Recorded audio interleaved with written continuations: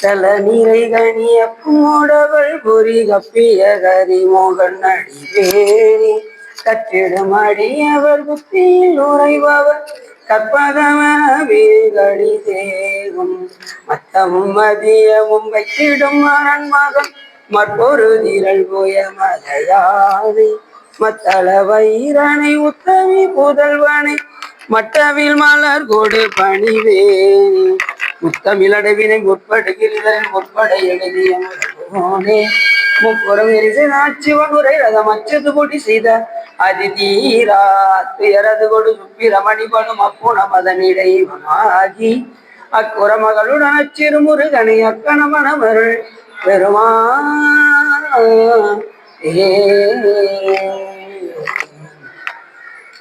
எந்தாயும் எனக்கருள் தந்தையும் நீ சிந்தாகுலமானவை தீர்த்தனையாள் தந்த கதிவேலவனே உமையாள் மைந்தா குமரா மறைநாயகனே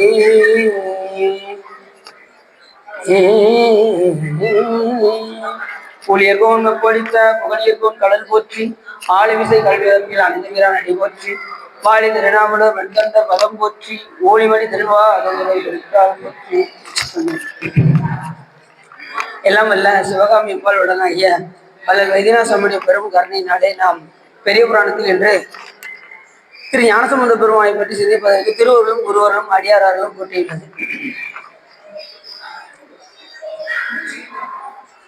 பெரிய புராணம் திரு தொண்டர் புராணம் என்னும் பெரிய புராணம்.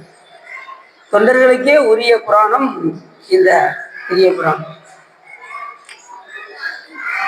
1,00,000 கிரகந்தங்களை கொண்ட கந்த புராணத்திற்கு கூட பெரிய புராணம் என்று வைக்கவில்லை. ஆனால் தொண்டர்களுடைய பெருமை சொல்வதும் பெரிதே என்று சொல்வதற்கிணங்க இந்த திருத்தொண்டர் புராணத்தை பெரிய புராணம் என்று வைத்தார்கள். அடியாரை நாம் தொழுதால் என்ன கிடைக்கும் என்று மாணிக்கவாசகர் பெருமானே சொல்கின்றார். முன்னை என்னுடைய வல்வினை போயிட முக்கண் அதுடையதை தன்னை யாவரும் அறிவதற்கு அறியவன் எளியவன் அடியவர்க்கு பொன்னை வென்றதோர் புரிசடை முடிதனில் இளமதி அது வைத்த அன்னை ஆண்டுதன் அடியரில் கூட்டிய அதிசயம் கண்டாமே என்று மாணிக்கவாசகர் பெருமான் சொல்கின்றார். அதாவது அடியாருடைய திருவேடத்தை தொழுதால் நமக்கு என்ன உண்டாகும் என்றால் நம்மளுடைய கர்ம மலங்கள் நீங்கும். நாம் செய்கின்ற புண்ணிய பாவத்துக்கு பாருங்க, நல்வினை தீவினை அது நீங்கும் அப்படிங்கிறார். அதுலயும் கொடிய வல்வினைலாம் நீங்குமா அடியாருடைய தொழுதால். அடியாருடைய திருவேடமாக வழங்கக்கூடிய விபூதியும் ருத்ராஜத்தையும் நாம் தொழுதால் நமக்கு என்ன உண்டாகும்? வினைகள் எல்லாம் முன்னை என்னுடைய வல்வினை போயிட இப்பேற்பட்ட கொடிய வினைகளும் அடியாருடைய அந்த திருவேடத்தை தொழுதால் நமக்கு போயிடும். நீ ஆளை பார்க்க கூடாது, அவங்க அணிந்த வேடத்தை தான் பார்க்கணும். விபூதியும் ருத்ராட்சத்தையும் மட்டும்தான். அப்படி தொழுதான் நம்ம வினைகள் எல்லாம் போய்கிட்டே இருக்கும். எத்தனை பிறவில நாம செய்து வைத்திருக்கின்ற வினைகள் எல்லாம் அடியாருடைய வேடத்தை நாம் தொழுதால் அது நீங்கிவிடும். அது 12ஆம் சூத்திரம் கூட அவங்க சொல்லுது. செம்மலர் நோன்தாள் சேரல் ஒட்டா அம்மலம் கழி அன்பரோடு மறி மாலர நேயமும் மலிந்தவர் வேடமும் ஆலயம் தானும் அரண்யன தொழுவே என்று சூத்திரம் சொல்லுங்க. அடியாருடைய திருவேடம் அப்படின்னாரு. செம்மலர் நோன்தால் சேரல் ஒட்டா அம்மலம் கழுகி அன்பரோடு மறியே. அடியாருடைய தான் எப்போது எப்பயுமே இதை விட்டாச்சுன்னா நம்ம கிரி இலைக்கு போக ஆரம்பிச்சோம். அன்பரோடு மறியே மாலர நேயமும் மலிந்தவர் வேடமும் ஆலயமும் தானும் அரண் என தொழுவே. அடியாருடைய திருவேடத்தையும் ஆலயத்தையும் அடியாருடைய திருவேடத்தையும் சிவனவே கண்டு வழிபடுக அப்படின்னு நமக்கு சூத்திரங்கள் சொல்லுங்க. அப்படி நம்ம எப்பேற்பட்ட கொடிய வினைகளிலும் எப்படி சிவபெருமான் நீக்கலாம்னா அடியாரை தொழுதால் முன்னை என்னுடைய வல்வினை போயிட முக்கண்ணுடை 3 கண்ணுடைய பெருமான் யாரு? சிவபெருமான். அவர் என்ன பண்ணுவாரா? அடியாரை தொழுதுனால முக்கண்ணுடை முன்னை என்னுடைய வல்வினை போயிட முக்கண் அது உடைய எந்தை தன்னை யாவரும் அறிவதற்கு அறியும். அவர் எப்படிப்பட்டவர்னா சிவபெருமான் யாராலையும் அறிய முடியாது. இன்ன தன்மையின் என்று அறிவொன்னா எம்மானை எளிவந்த புராணின்னு சுந்தரசுவாமி சொல்றாரு.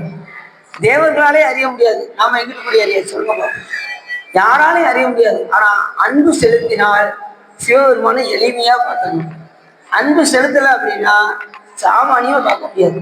ஒருத்தர் நான் பார்த்து விடுவேன் அப்படின்னு 2 பேர் கிளம்புனாங்க, பிரம்மா விஷ்ணு. ஆனா அவங்களால நினைச்சிக்க முடியல, பார்க்க முடியல. நான் பார்த்து விடுவேன் அப்படிங்கிற தன்முனைப்பு இருந்தால் இறைவனை பார்க்க முடியாது.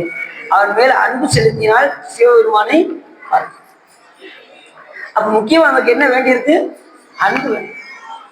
அன்புடையார் எல்லாம் உடையார்னாரு வள்ளுவர்.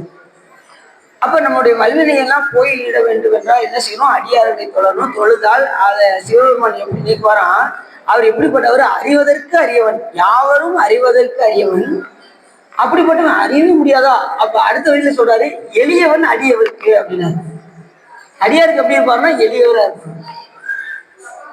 அதே இது சுந்தரம் சாமியும் பாட்டை சொல்லும் போது, பொன்னும் மெய்ப்பொருளும் தருவானே, போகமும் திருவும் உணர்ப்பானே, என் பிழையை பொறுப்பானே, பிழையெல்லாம் தவிர படிப்பானே, இன்ன தன்மையன் என்று அறிவொன்னா எம்மானே அப்படின்னு சொன்னவரு இன்ன தன்மையனே சொல்ல முடியலன்னா அப்புறம் சிவபெருமான நம்ம எப்படி பார்க்க அப்படின்னா, அடுத்த வரையில சொன்னாரு, எலி வந்த பிரான் அப்படின்னாரு.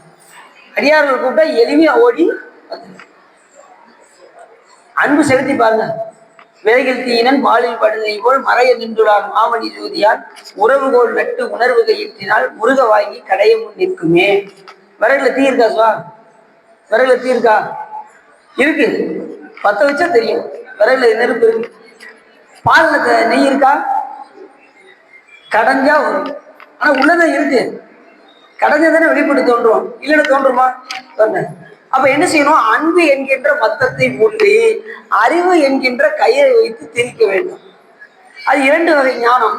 ஒன்று அபரஞானம், மற்றொன்று பரஞானம் என்று பெயர். அபரஞானம் என்பது நூல்களால் கற்கக்கூடிய அறிவு, பரஞானம் என்பது அனுபவத்தினால் ஏற்படக்கூடிய அறிவு. இந்த 2 அறிவை கொண்டு நாம் அன்பு என்கின்ற மத்தத்தை வெட்டி ஊன்றினால் சிவபெருமான் வெளிப்பட்டு தோன்றுவார். இப்ப நம்ம கண்ணுக்கு முன்னாடிதான் இருக்கார் சாமி, ஆனா கண்ணுக்கு தெரியல. என்ன காரணம்? நம்ம அன்பு செலுத்தல. அன்பு செலுத்தாதனால சிவபெருமான் நம்ம கண்ணுக்கு தெரியல. செலுத்தி பாருங்க, உங்க கண்ணுக்கு முன்னாடி எண்ணாயிரத்தாண்டு யோகம் இருப்பினும் கண்ணால் அமுதினை கண்டு அறிவார் இல்லை, முன்னாடி உள்ளே ஒளியுற நோக்கினால் அவன் கண்ணாடி போல கலந்து இருந்தான். நீ அன்பு செலுத்தி பாருங்க, அப்படி கண்ணாடி போல முன்னாடி வந்து நிற்பாரு சாமி. அப்ப அன்பை ஊன்றும் அறிவுங்கிற கயிறை வைத்து திரிக்கணும். அது என்ன வகை கயிறு? ஒன்று அபரஞானம், மற்றொன்று பரஞானம். நிறைய நூல்கள் எல்லாம் படிக்கணும். சிவநூல்களை படிக்க முடியலையா? விஷயத்தை கேட்கவாது செய்யணும். இப்ப கேட்கறீங்க பாத்தீங்களா? கற்றலில் கேட்டல் நன்று. நான் அடியில் ஒரு 5 மணி நேரம் படிச்சுட்டு வரேன்னு வச்சுக்கோங்க, நீங்க 1 மணி நேரத்துல ஈஸியா அதை வாங்கிக்கணும். அதான் கற்றலில் கேட்டல். கற்றல், அப்புறம் கேட்டல், அப்புறம் சிந்தித்தல், அப்புறம் தெளிதல், அப்புறம் நிட்டை கூட்டல். கற்று கேட்டு அப்படி விட்டுறக்கூடாது. வீட்டுல போய் சிவா இன்னைக்கு சொற்பொழிவுல சொன்னாரே அது சரிதானா அப்படின்னு என்ன செய்யணும்? சிந்திக்கணும்.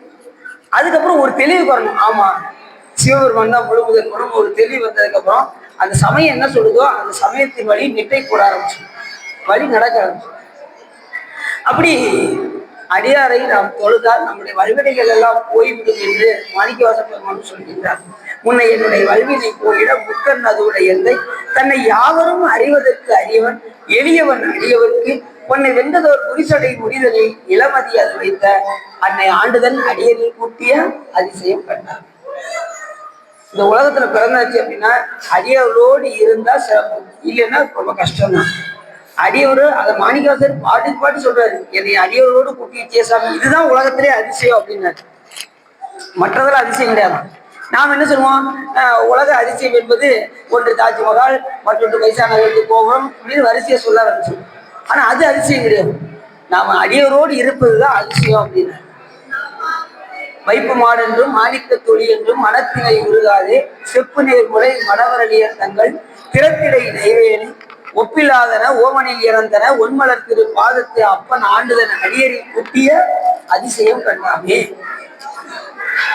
நீதி அவனை யாவையும் நினைக்கிறேன் நினைப்பவரோடு கூடேன் ஏதமே பிறந்து இறந்து உழல்வேன் தன்னை என் அடியான் என்று பாதி மாதோடும் கூடிய பரம்பரன் நிரந்தரமாய் நின்ற ஆதி ஆண்டுதன் அடியரில் கூட்டிய அதிசயம் கண்டாமே.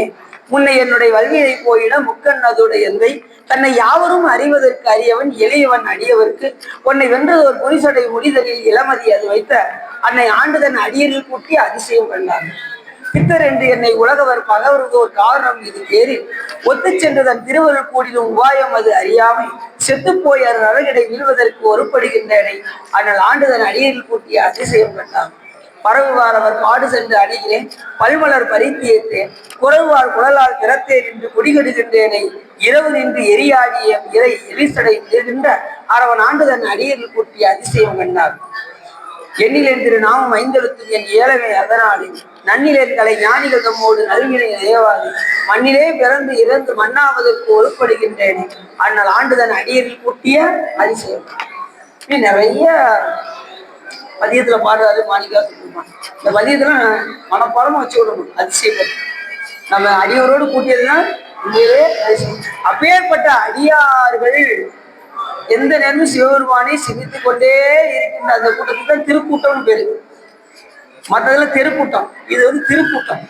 அடியார்கள் திரு என்பது சிவத்தை குறிக்கும். சிவபெருமானை பற்றி பேசுவதும் சிவபெருமானை பற்றி சிந்திப்பதும் இருக்கின்ற காரணத்தினால் இந்த அடியார் கூட்டத்தை திருக்கூட்டம் என்று அழைப்பார். அப்படி நாம இன்னைக்கு பார்க்கக்கூடிய நாயனார் யாரு அப்படின்னா திருஞான சம்பந்த பெருமான். அவரை பத்தி சொல்லும் போதே சுந்தரம் சுவாமி எப்படி சொல்றாரு அப்படின்னா, வம்பரா வரிவண்டு மனம் நார மலரும் மது மலர் நற்கொன்றையான் அடியலால் பேணா. சிவபெருமானை தவிர வேற எதையுமே கனவுல கூட சிந்திக்க மாட்டாராம் திருஞான சம்பந்தர். கொன்றை மாலையை அணிந்திருக்கக்கூடிய சிவபெருமான் வம்பரா வரிவண்டு மனம் நார மலரும், எந்த நேரம் வண்டுகள் போய் அதுல போய் தேனை உரிந்து கொண்டே இருக்கக்கூடிய மதுமலர் நற்கொன்றையான் அடியலால் பேணும். அந்த திருவடியை தவிர வேற எதையுமே திருஞான சம்பந்தர் சிந்திக்கணும். அப்பேற்பட்ட புகழையுடையவர் திருஞான சம்பந்த பெருமான். அப்படி சுந்தரம் சுவாமிகள் அந்த திருத்தொண்ட தொகையில திருஞான சம்பந்த பெருமானுக்கு எப்படி சொல்றாரு, எம்பிரான் திருஞான சம்பந்தன் அடியாருக்கும் அடியேன். இப்ப எவ்வளவு பெரிய சிறப்பாங்க. அப்படி அவரை பத்தி சேக்கிரா சுவாமிகள் ஆரம்பிக்கும் போது வேத நெறி தலைத்தோங்க மிக சைவத்துறை விளங்க பூத பரம்பரை ஒழிய புனிதவாய் வளர்ந்து அழுத சீத வளவையல் புகழி திரு ஞான சம்பந்தர் பாதமலர் தலை கொண்டு திருத்தொண்டு பரவுவாம் அப்படின்னு சொல்லி ஆரம்பிக்கும். வேத நெறி தலைத்தோங்குவதற்காகவும் மிக சைவத்துறை விளங்குவதற்காகவும் பூத பரம்பரை பொழிவதற்காகவும் புனிதவாய் வளர்ந்து அழுதிய, அதாவது மற்ற அழுகைக்கும் திருஞான சம்பந்தர் அழுகைக்கும் வித்தியாசம். இது புனிதவாய், மற்றதெல்லாம் வெறுவாய். வேத நெறி தலை தோங்குக மிகு சைவ துறை விளங்க. வேதங்கள் என்பது பொது, சைவம் என்பது சிறப்பு. சிவபெருமான் அருளியது ரெண்டே ரெண்டு, ஒன்று வேதம், மற்றொன்று ஆகமங்கள். வேதங்கள் பொதுவாக சொல்லப்படுவது, ஆகமங்கள் என்பது சிறப்பாக சொல்லப்படுவது. வேதங்கள் என்ன சொல்லும் அப்படின்னா, சூரியன் சிறந்தவர், சந்திரன் சிறந்தவர், இந்திரன் சிறந்தவர், பிரம்மா சிறந்தவர், திருமால் சிறந்தவர், இப்படி சொல்லிக்கிட்டே போகும். கடைசியிலும் இதுக்கெல்லாம் மூத்தவராக விளங்கக்கூடிய எல்லாருக்கும் பரம்பொருளாக இருக்கக்கூடிய சிவபெருமான் அப்படின்னு வேதங்களை சொன்னாங்க. ஆனா ஆகமத்துல என்ன சொல்லுவோம் அப்படின்னா, சிவபெருமான் ஒருவரை அவரே முழுமுதல் பொருள் என்று சொல்லி அதை அடையக்கூடிய நெறிகளை சொல்வதுதான் ஆகமங்கள். அதனாலதான் மாணிக்கவாசக பெருமான் சொன்னாரு, ஆகமம் ஆகி நின்று அன்னிப்பான் தாழ்வாக. அன்னிப்பான்னா நெருங்குதல். ஆகமத்தின் வழி யார் செல்கின்றார்களோ அவர்களுக்கு சிவபெருமான் நெருங்கி வருவார். வேதத்தின் வழி செல்றவருக்கு கொஞ்சம் தொலைவில் இருக்கு. அதனால வேதங்கள் ஐயா என ஓங்கி ஆழ்ந்து அகன்ற ஏனே அப்படின்னு. அப்ப வேதங்களை தலைத்தவங்களுக்கு சைவத்துறை விளங்க அப்படின்னு சைவத்தை துறைன்னே சொன்னாரு. அந்த அளவுக்கு சாதாரண யாரு இங்க வந்துட முடியாது. சைவத்துக்கு சைவ சமயமே சமயம், சமயம் அதீத பழம்பொருளை கைவந்திரவே மண்ணில் வெளி காட்டும் இந்த கருத்தை விட்டு பொய் வந்துள்ளும் சமய நெறி புகுத வேண்டாம். முக்தி தரும் தெய்வ சபையை காண்பதற்கு சேரவாரும் ஜெகத்தீரே என்று தாய்மாசாமியும் அழைக்கின்றனர். எல்லாரும் சிவபெருமான குன்ற முடியாது. அது கூட யார் அருள் வேணும்? சிவபெருமான் அருள் வேணும். அவர் இருந்த அந்த அருள் இருந்தால் தான் இங்க உள்ளே வர முடியும். புறச்சமை என்றும் அகச்சமைப்புக்கும் புகழ் விருதி வழி உழன்றும் ஆச்சிரம அறத்துறைகளை அடைந்தும் அருங்கலைகள் பல கற்றும் அருந்தவங்கள் பல புரிந்தும் ஆரணங்கள் படித்தும் சிறப்புடைய புராணங்களை உணர்ந்தும் வேத சிறப்பொருளை மிகவும் தெரிந்து சென்றால்தான் ஒருவர் சைவத்திரத்தை அடைவர். இது சரியாகிரியா யோகம் பெற்று ஞானத்தினால் சிவனடியை. அப்ப இவ்வளவும் நம்ம கடந்து எங்க வந்திருக்கோம்? சிவபெருமான்ட்ட வந்திருக்கோம். இதை தக்க வைத்துக் கொண்டு சிவபெருமான என்ன சூழ்நிலைகள் வந்தாலும் பெருமான என்ன செய்யணும்? வழிபாடு செஞ்சுக்கிட்டே இருக்கணும். இன்பம் வந்தாலும் விடக்கூடாது, துன்பம் வந்தாலும் விடக்கூடாது. திருவடியை பற்றி கொள்ள வேண்டும். இமையே உன்னை சிக்கன பிடித்தேன் எங்கிருந்து அருள்வது இனியே என்று சொல்வதற்கிணங்க சாமியை பற்றி கொண்டே இருந்தால் சிவபெருமான் நம்ம எந்த நிலையில் நம்ம விட்டுற மாட்டாங்க. சார்ந்தாரை காத்தல் தலைவருக்கும் கடன். சிவபெருமானை போய் நம்ம பற்றிக்கிட்டோம்னு வச்சுக்கோங்க, நம்மளை காக்க வேண்டியது யாருடைய கடன்? சிவபெருமானது. தன்னை அடைந்தார் வினை தீர்ப்பதன்றோ தகையாயவதம் கடனாவதுதான்.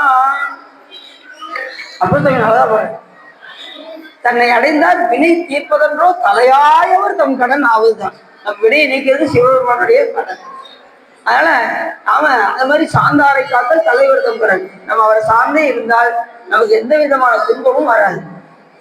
அவரை பற்றி கொண்டால் வேற எந்த இதையும் நினைக்காம சிவபெருமானையே உருகி உருகி உருகி உருகி அதையே நினைச்சுட்டே இருக்க, அந்த பரம்பொருளை நினைந்து கொண்டே இருந்தால் நமக்கு துன்பம் வராது. அவரை நினைக்க நினைத்து துன்பம் போயிடுவோம், அவரை மறக்க மறக்க துன்பம் வந்து கொண்டே இருக்கும். அப்ப நமக்கு துன்பம் வேண்டாம் அப்படின்னா சிவபெருமான ஆழ்ந்து சிந்தித்துக் கொண்டே இருக்க வேண்டும். அவரை நினைக்க நினைக்க இன்பம், அவனை மறக்க மறக்க துன்பம். இப்ப நமக்கு இன்பம் வேணுமா துன்பம் வேணுமா நாம தான் பிடிக்கணும். அப்படி ஞானசம்பந்த பெருமானை சொல்லும் போது வேத நெறி கலைத்தவங்க மிகு செய்வ துறை விளங்க பூத பரம்பரை. பூத பரம்பரைனா உயிர் கூட்டம். எல்லா உயிரையும் என்ன செஞ்சாரு? கடைசி திருமணத்துக்கு வந்த எல்லாத்தையும் மோட்சத்தை தந்த எல்லாத்துக்கும் ஞானசம்பந்த பெருமான். பூத பரம்பரை உயிர் கூட்டங்களுடைய பரம்பரை ஒளிந்து விளங்குவதற்காக அப்படிப்பட்ட திருஞான சம்பந்த பெருமான் எங்க அவதரித்தார்னா புகழி அப்படின்னாரு. வேதனைகள் அழைத்தவங்க மிகு சைவத்துறை விளங்க பூத பரம்பரைக்குரிய புனிதவாய் மலர்ந்து அழுத சீத வளவையல் புகழி திருஞான சம்பந்தர் பாத மலர் தலை கொண்டு திருத்தொண்டு பரவுவான். எனக்கு சொல்றது தகுதி இல்லை, ஆனாலும் அவருடைய திருவடி என் தலைமையில வைத்துக் கொண்டு நான் அந்த புராணத்தை சொல்றேன் அப்படின்னு ஆரம்பிக்கிறாரு சேக்கிர சுவாமி. இப்ப எப்பேற்பட்ட சிறப்பு! பூத பரம்பரைக்குரிய புனிதவாய் மலர்ந்து அவர் எல்லா உயிருக்காகவும் இரக்கம் கொண்டு பூமியில் அவதரித்தார். கந்தலோகத்தில் இருந்த திருஞான சம்பந்த பெருமான் முருகப்பெருமானோட சாரூபம் பெற்று அடியாராக இருந்தார். எல்லா உயிருக்கும் மேல் கொண்ட இரக்கம் கொண்ட காரணத்தினால் சிவபெருமான் இங்கே அவதரிக்க செய்தார். மற்ற எல்லாரும் பார்த்தீங்கன்னா இந்த பூலோகத்துல அப்ப சுவாமிகள் என்ன பண்ணாங்க? செங்கச்சூளையில 7 நாள் கொண்டு போய் வச்சாங்க. கல்லை கட்டி கடல்ல தூக்கி எறிஞ்சாங்க. பால் சோற்றில் விஷம் வைத்து கொடுத்தார்கள். ஆனா சுந்தரம் சுவாமிக்கு 2 கண் போய்கியது. மாணிக்கவாச பெருமானை சிறையில் அடைத்தார்கள். சுடர் மணலில் கொண்டு போய் வைத்தார்கள். ஆனா ஞானசம்பந்த பெருமான் எந்த இடத்துலையுமே சேக்கிரா சாமி சொல்றாரு துன்பப்பட்டதே கிடையாது. ஏன்னா முக்தி அடைந்த ஆன்மாவை கொண்டு பிறக்க வைத்த காரணத்தினால் அவர் ஒரு துளி கூட சிரமப்பட்டதே கிடையாது. கை தட்டினா கூட கை வலிக்குன்னு சாமி பொட்டாளத்தை கொடுத்தாங்க. கால் வலிக்குன்னு சொல்லி சாமி முத்துச்சிவியை கொடுத்தாங்க. எந்த இடத்துலையுமே அவர் துன்பப்பட்டதா சரித்திரமே கிடையாது ஞானசம்பந்த பெருமான் போது. அப்படி திருஞான சம்பந்தம் என்ன அர்த்தம் அப்படின்னா, திரு என்கின்ற சிவத்தோடு இந்த உயிர்களை ஞானத்தை உருவாக்கி அவரோடு சம்பந்தப்படுத்துகின்ற காரணத்தினால் பெருமானுக்கு என்ன பேரு? திருஞான சம்பந்த என்று பெயர். அப்படி சொல்லி சேக்கிராசாமி அழகாக ஆரம்பிக்கிறாரு. எந்த நாட்டில் அவதாரம் செய்தார் என்றால் சோழ வளநாடு. சோழ நாடு சோறுடைத்துன்னே பேரு. சோழ நாடு சோறு, சேர நாடு வேலமுடைத்து. கேரளா போயிட்டு சொல்லுங்க யானை தந்தங்கள் அதிகமாக இருக்கும். சேர நாடு வேலமுடைத்து, வேலம்னா யானை. அதே மாதிரி சோழ நாடு சோறுடைத்து, பாண்டிய நாடு பாட்டுடைத்துன்னு. பாண்டிய நாடு என்ன நாடு? பாட்டுடைத்து, முத்துடைத்துன்னு 2 சிறப்பு. இப்படி 2 சிறப்பு இருக்கு. நீங்க நம்ம நாட்டுல, நம்ம பாண்டிய நாட்டுல இருக்கோமா, நாம என்ன செஞ்சா போதும், சிவபெருமானுக்கு முன்னாடி ஒரு பாட்டு பாடினா சாமி உருகி உடனே அது செஞ்சிடும். நீ ஒரு பாட்டு நீங்க சாமிகிட்ட போய் பாடி பாருங்களேன். வைத்தியநாத சாமி முன்னாடி போய் ஒரு பாட்டு பாடிட்டீங்கன்னு வச்சுக்கோங்களேன், நீங்க என்ன நினைக்கிறீங்களோ அது நடக்கும். அந்த அளவுக்கு சிறப்புடையது சாமி கிட்ட திருமுறைகள் பாடி. அது திருமுறை பாட்டு பாடணும், அதுதான் ரொம்ப முக்கியம். நான் அப்படின்னு ஒரு ஆட்ட சொன்னேன், சாமிக்கு முன்னாடி பாட்டு பாடினா அவ்வளவு சிறப்பு அப்படின்னதும் அவர் வேகமா போய் உட்காந்து சாமிக்கு முன்னாடி பாட்டும் நானேன்னு ஆரம்பிச்சிட்டாரு. ஏன் ஒரு நிமிஷம் இருக்கு, என்ன பாட்டு பாடுறீங்க அப்படின்னு. இல்லை நீங்க தானே சொன்னீங்க பாட்டு பாடினா சிவபெருமான் அருள் செய்வாரு அப்படின்னு. அதே இந்த பாட்டு இல்லையா, திருமுறை பாடல் அப்படின்னு. அதுக்கப்புறம் தோட்டரி சேவையை எடுத்து கொடுத்து அவரை பாட சொன்னேன். அழகா பாடினாரு. ஆடி முடிச்சதும் ஒரு வாரம் கழிச்சு ஐயா நீங்க சொன்னது ரொம்ப சந்தோஷம், நான் என்ன நினைக்கிறோம் அது நடந்தது அப்படின்னு. அப்ப திருமுறை பாடலுக்கு எப்பயுமே வலிமை ஜாஸ்தி. மற்ற பாடலும் இருக்கு, திருமுறை பாடல்களும் இருக்கு. திருமுறை பாடலுக்கும் மற்ற பாடல்களுக்கும் உள்ள வித்தியாசம் என்னவென்று கேட்டால், இப்போ ஒரு கடைக்கு போறீங்க, ப்ரோ நோட்டை கொடுக்குறீங்க, கவர்னர் சீல் அடிச்ச நோட்டையும் கொடுக்குறீங்க. எதுக்கு பொருள் உடனே கொடுப்பாங்க? கவர்னர் சீல் அடிச்ச நோட்டுக்கு உடனே பொருள் கிடைக்கும், ப்ரோ நோட்டுக்கு அதே போல கவர்னர் சீல் அடிச்ச நோட்டு தான் எது? நமது திருமுறைகள். சிவபெருமான் கைப்பட எழுதிய, நடராஜன் கைவிருந்து எழுதிய தெய்வ நூலாம் திருமுறை. கையெங்கன் சிவபெருமான் செவிபடித்த செந்தமிழ் வேதம் திருமுறை. அப்பேற்பட்ட சிறப்புடையது. அப்படி சோழ வளநாடு, அந்த வளநாடு நாடு எப்படி இருக்கும்? காவிரி ஆறு பாய்ந்த நாடு இந்த சோழ நாடு. இந்திரன் வந்து அந்த காவிரி நதி ஓடக்கூடிய அந்த தண்ணீரை எடுத்து சிவபூஜை செய்த இடம் அந்த சோழ வளநாடு. அப்பேற்பட்ட சோழ வளநாட்டுல அந்த மாங்கனி சாறு வந்து என்ன செய்யுமா, அப்படி ஒழுகுமா. அந்த அளவுக்கு பலா வாழையெல்லாம் அந்த அளவுக்கு பூத்து குழுங்குமா சோழ வளநாட்டுல. அந்த மாங்கனி சாறு அப்படியே மடிஞ்சு கிளைகளின் வழியாக விழுந்து அது வந்து அப்படியே போய் தண்ணீர்ல போய் விழுமா காவிரி ஆறுல. இது எது போல விளங்குது அப்படின்னா, அந்த ஊர்ல வேள்வி நடத்துகின்ற வேதியர்கள்லாம் வேள்வி செய்வாங்க பார்த்தீங்களா, அதுல நெய்யை விடுவாங்க பாருங்க, அது போல விலங்குதான் இந்த சோழ வளநாடு. அப்பேற்பட்ட தனிச்சிறப்புடையது. எங்கு பார்த்தாலும் பூர்ண கும்பங்கள் வைத்து, எந்த இடமும் வீதிகளிலையும் இதுலையும் பூர்ண கும்பம் வைத்து, ஒவ்வொருத்தர் வீட்லையும் வாழை இலை நட்டி அவ்வளவு அழகாக வைத்திருப்பார்கள் அந்த நகரத்தை. அப்பேற்பட்ட தனிச்சிறப்புடைய நகரம் இந்த நாடு, இந்த சோழ வளநாடு. இந்த சோழ வளநாட்டில் சீர்காழியம் பதின்னு ஒரு பதி, எல்லாருக்கும் தெரிஞ்சதுதான். இதுக்கு 12 திருப்பெயர்கள். எத்தனை பேர் இருக்கு சீர்காழிக்கு? 12 திருப்பேர். அத ஞானசம்பந்த பெருமான் ஒரு பதியத்துல சொல்றாரு பாருங்க. ஒரு வாயினை மானாங்காரத்து ஈரியல் வாய் ஒரு பின்முதல் பூதலம்.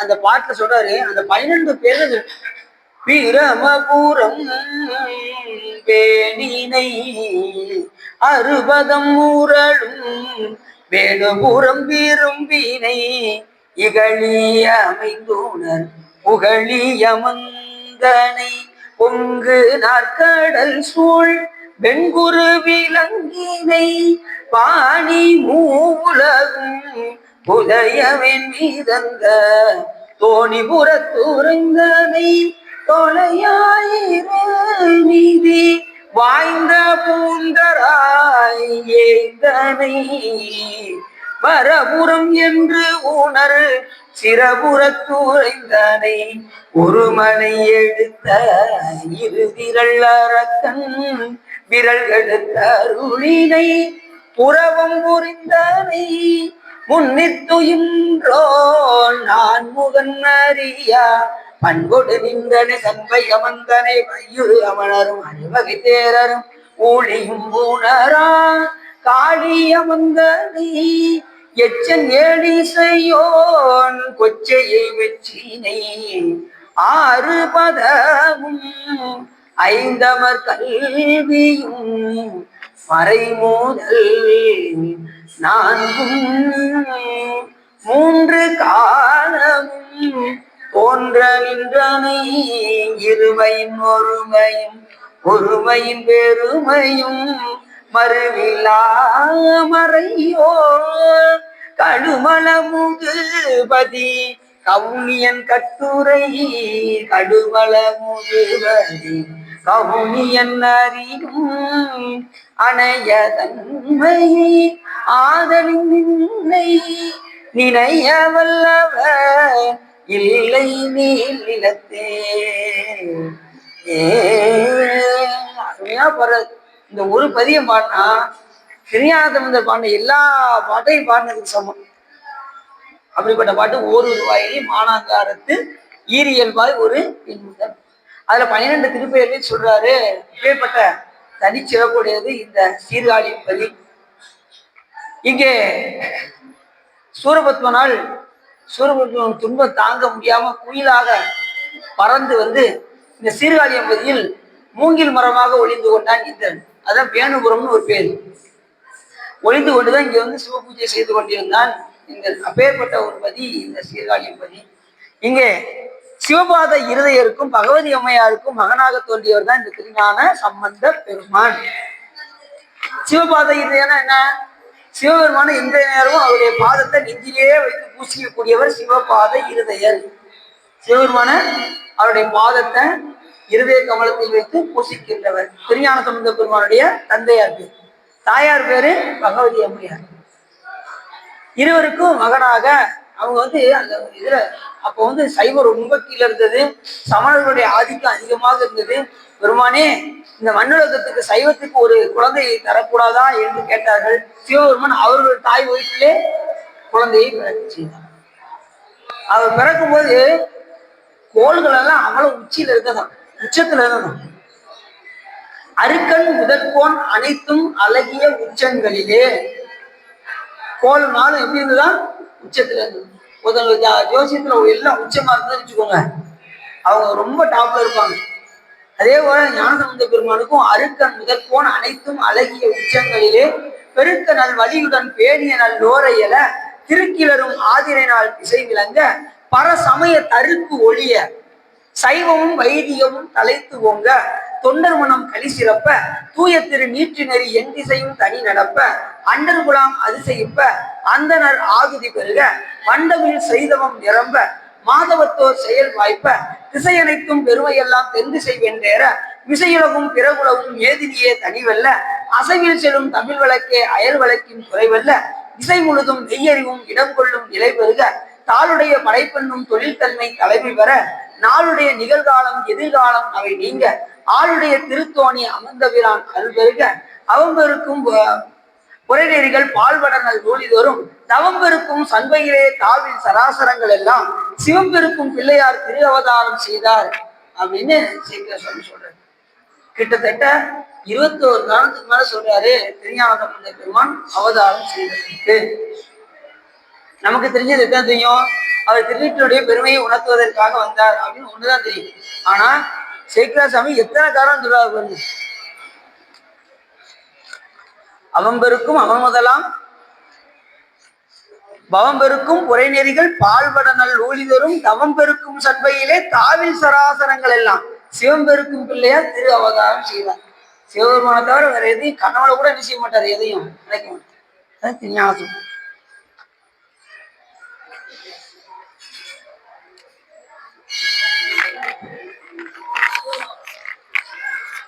அப்படி 21 காரணத்தை சொல்றாரு, அதுக்கு மேலேதான் சொல்றாரு சைக்கிளேசன்.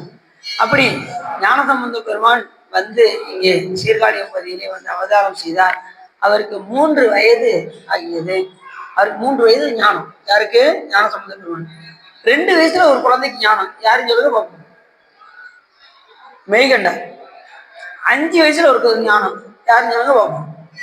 குமரகுருபரருக்கு 5 வயசுல. இப்படி சாமி நிறைய குழந்தைகளே நிறைய பேர் ஆட்கொண்டிருக்காரு. நம்ம சைவத்திலே பாத்தீங்கன்னா தோத்திரம் பாடுறதுக்கு சின்ன குழந்தை மூலியமா தான் சாமி கொடுத்துருக்காரு. ஞானசம்பந்த பெருமான் திருமுறைகள் குழந்தை மூலியமே பாட வச்சிருக்காரா. அதே மாதிரி சாத்திரத்திலையும் பாத்தீங்கன்னா குழந்தை மூலியமாவே மெய்கண்டர் தான் 2 வயசு குழந்தை தான் முதல்வராக தெரியும்.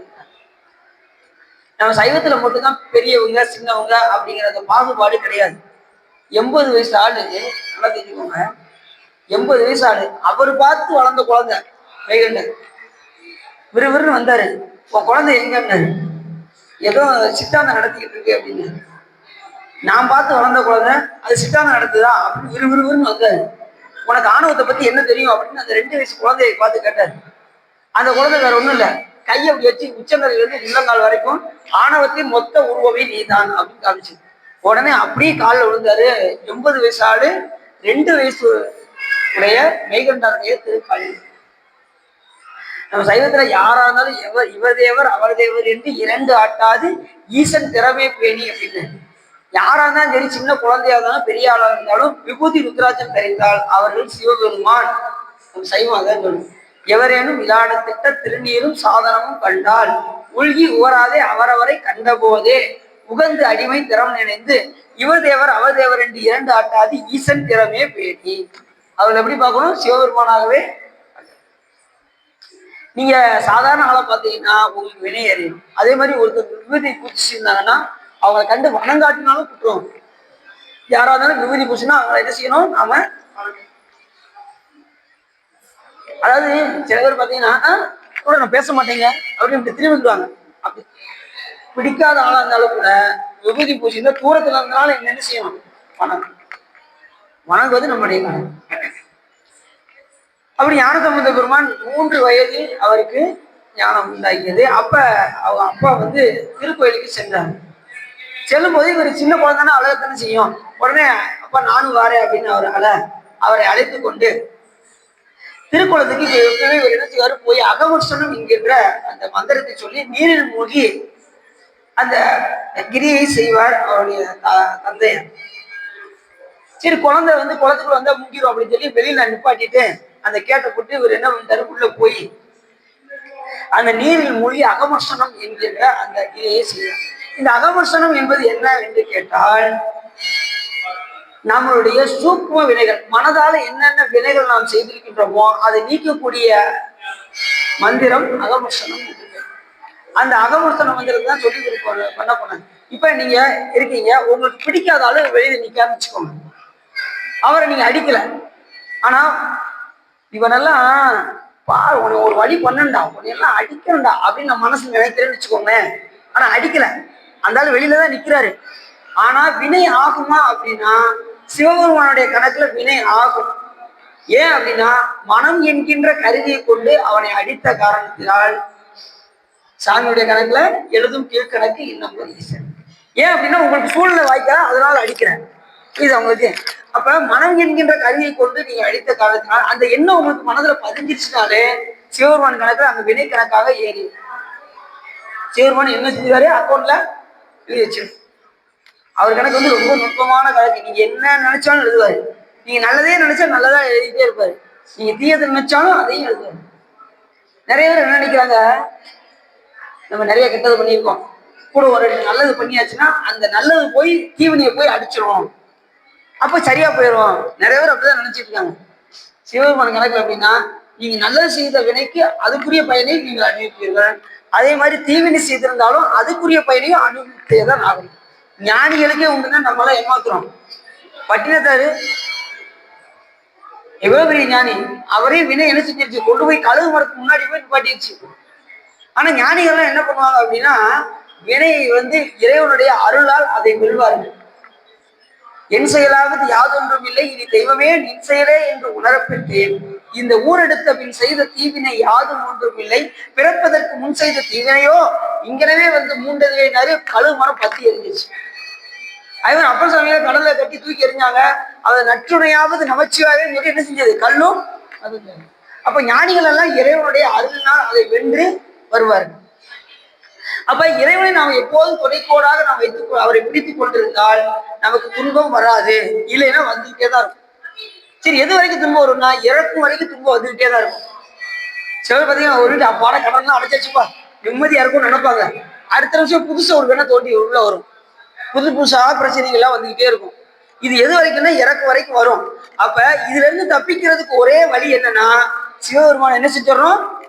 இமையே உன்னை சிக்கனை பிடித்தேன் எங்கிருந்து அருள்வது இனியேன்னு பிடிச்சுக்கிட்டே இருந்தா, அவரையே நினைந்து கொண்டே இருந்தால் நமக்கு துன்பம் வருவது தெரியாது. அதை தாங்கக்கூடிய வலிமை யாரு கொடுப்பா? சிவபெருமான் கொடுப்பாரு. அப்படிதான் அருளாளர்கள் அதை வென்று வந்தாங்க. இல்லைன்னு வச்சுக்கோங்க, நமக்கு வினையில தப்ப முடியாது. எத்தனை பேர் துன்பம் தாங்க முடியாம தற்கொலை பண்றாங்க, யோசிச்சு பாருங்க. அதை வெல்றதுக்கு வாய்ப்பு தெரியாம இறைவனை வழிபாடு செய்யாதனால அந்த மாதிரி பண்றாங்க.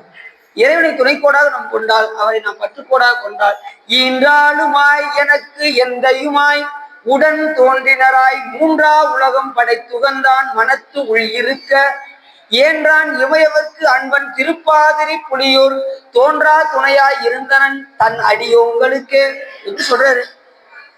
அப்ப சொல்றாரு, நீங்க அவரை ஏதாவது உறவு வைத்துக் கொண்டு அவரை பற்றி கொண்டே இருந்தால் நமக்கு தோன்றா துணையாக சிவபெருமான் அருள் செய்வார்னாரு. நம்ம கண்ணுக்கு வேணா தெரியாம இருக்கலாம், ஆனா தோன்றா துணையா நம்ம கூடயே இருப்பார். அதை வெல்லக்கூடிய தகுதியும் சாமி கொடுப்பார். அப்ப இந்த வினையில இருந்து தப்புவதற்கு நாம சாமியை பற்றுக்கோடா ஏதாவது உறவுக்கு தாயாகவோ தந்தையாகவோ மாமனாகவோ மச்சானாகவோ, அது அப்புறம் சொல்றாரு, நீ ஏதாவது உறவு வச்சு சிவபெருமான கூப்பிடியா, ஏதாவது உறவு வச்சுக்கோ. அப்ப நீ அம்மை நீ ஐயனும் நீ அன்புடைய மாமனும் மாமியும் நீ ஒப்புடைய மாதரும் உன் பொருளும் நீ ஒரு குலமும் சுற்றமும் ஓரூரும் நீ துய்ப்பணமும் உய்ப்பணமும் தோற்றுவாய் நீ துணையாய நெஞ்ச துறப்பிப்பாய் நீ இப்பொன்னி இம்மணி நீ இம்முத்தும் நீ இறைவன் நீ ஏறூர்ந்த செல்வன் நீயே. ஏதாவது உறவு வைக்கணும். ஏதாவது உறவு வச்சாதான் நம்ம சாமிகிட்ட இப்ப தாய் தந்தையார நம்ம எப்படி உறவோட நம்ம கூப்பிட்டு நம்ம தைரியம் வீட்டுக்குள்ள போயிட்டு வர்றோமா? ஒரு மாமா வீட்டுக்கு போறீங்க, அவரு ஏமா மாமா மாமான்னு சொல்லி என்ன செய்றீங்க? உறவு வைத்துக் கொண்டு உள்ள எப்படி தைரியமா போயிட்டு வர்றீங்களோ அதே போல நீங்க திருக்கோயிலுக்கு வரும்போது சாமி ஏதாவது அப்பா அப்படின்னு சொல்லி கூப்பிடுங்க, சாமி உடனே அருள் செய்வாரு. சாமி ஏதாவது உறவு வைக்கணும், அப்பான்னு கூப்பிடுங்க, சாமி இறங்கி வந்து அருள் செய்வாரு. தாயே என்று உன் தாள் அடைந்தேன் தயா நீ என்பால் இல்லையேன்னு தாயேன்னு கூப்பிடுங்க, சிவபெருமான் வந்து அருள் செய்வார். எத்தனை பேருக்கு தாயா வந்து பிரசவம் பார்த்திருக்காரு சிவபெருமான்? திருச்சிராப்பள்ளிக்கு நீங்க போயிட்டீங்கன்னு வச்சுக்கோங்க, அந்த சாமி பிரசவமே பார்த்திருக்காரு. இங்க நம்ம கோயில நடந்திருக்கு. நம்ம கோயிலுக்கு இது மாயண்ணா சாமி இல்லை, அந்த தாயா வந்து சாமி பிரசவம் பார்த்திருக்கு. அதுமாதிரி நம்ம சாமி எத்தனையோ நோய்களை குணமாக்கியிருக்காரு வைத்தியநாத சாமி. நம்ம திருமலை நாயக்கர் இங்க வந்து அவருக்கு அந்த வயிற்று வலி தீர்ந்து அதுக்கப்புறம் ஒரு மண்டலம் அவர் தங்கி கொண்டு வந்த பல்லக்கு இங்க கொடுத்துட்டு நடந்தே போயிட்டாராம். இப்ப எவ்வளவு பெரிய சிறப்பு! வைத்தியநாத சாமி சாதாரண நினைச்சாங்க. தருவதும் கருணை ஈசன் தன் அடிக்கு அன்பு மேன்மை கருவறு தேவின் மேலோர் வைத்தியநாதன் காணி. அது மேலான அன்பு வைத்தியநாத சாமியிடம் வைத்தால் இனி ஒரு தாய் வயிற்றில் பிறக்காதவாறு சிவபெருமான் செய்வார் அப்படின்னு நம்ம கோயிலுடைய. அப்படி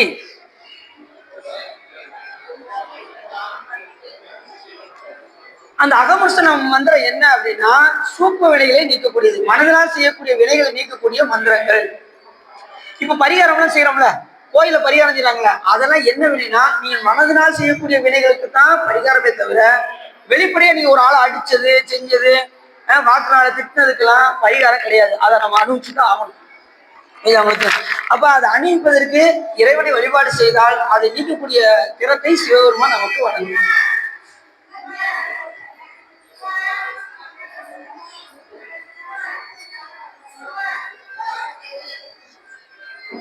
அப்படி அந்த அகமர்சனம் மந்திரம் செய்து விட்டு அப்படி வெளியில வந்தார். இவர் திடீர்னு பாலுக்கு சின்ன பிள்ளைல குழந்தை அழுவுங்க, இவர் அழுதாரு பாருங்க. அந்த நேரத்துல சிவபெருமானுடைய கட்டளைப்படி உமையம்மைகிட்ட சாமி சொன்னாரு, இந்த குழந்தை அழுகுது, இதுக்கு ஞானப்பால் கொடு என்று சாமி கட்டளையிட அந்த பால்ல பொற்கிண்ணத்துல, அது என்ன கிண்ணம்? சாமி கொடுத்தா சாதாரண கிண்ணத்துல கொடுப்பாரு. பொற்கிண்ணத்துல என்ன கொடுத்தானா சிவஞானத்தை குலைத்து ஞானசம்பந்த பெருமானுக்கு ஊட்ட. ஞானசம்பந்த பெருமானுக்கு ஊட்டினதும் அப்ப இவருக்கு என்ன ஞானம் வந்துச்சுன்னா, அப்பயே சிவனடியே சிந்திக்கும் திருப்பெருகு சிவஞானம். அவருக்கு என்ன ஞானம் உண்டாயிடுச்சு? சிவபெருமானை நினைக்கக்கூடிய ஞானம் அவருக்கு உண்டாகிடுச்சு. எத்தனை வயசுல? 3 வயசு.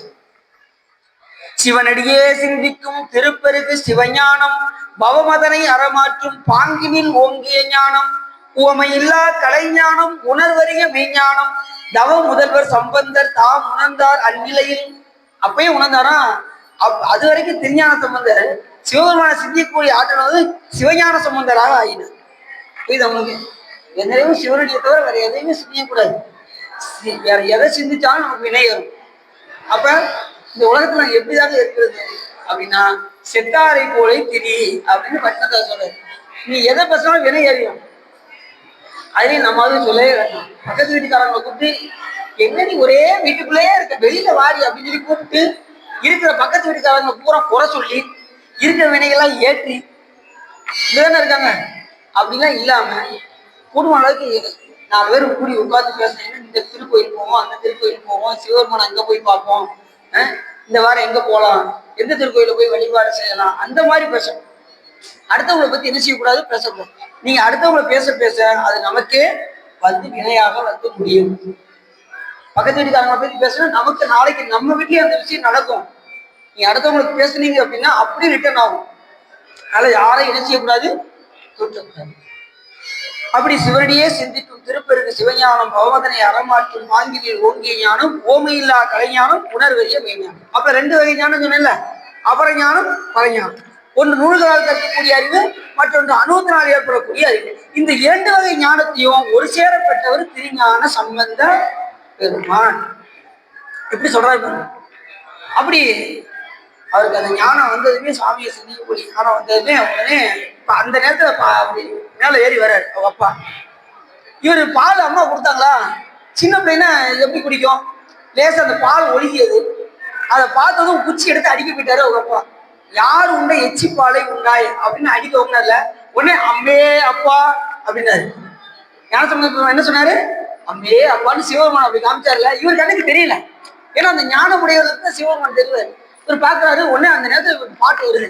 ஏன்னா அந்த ஞானத்தை பருகியதனால் தோடுடைய செவியன் விடை ஏறி ஓதுவென் மதிசூடி காடுடைய சுடலை பொடி பூசியன் உள்ளம் கவர் கள்வன் ஏடுடைய மலரான் முனை நாள் வணிந்த அருள் செய்த பீடுடைய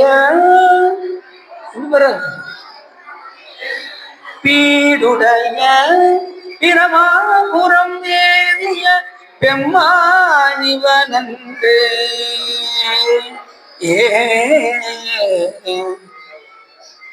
அதாவது இந்த பாட்டை வந்து முதல் வரி ஏற்றியும் இரண்டாவது இறைக்கும் இப்படி பாடினோம்னா பாடுறதுக்கு ஈஸியா இருக்கு.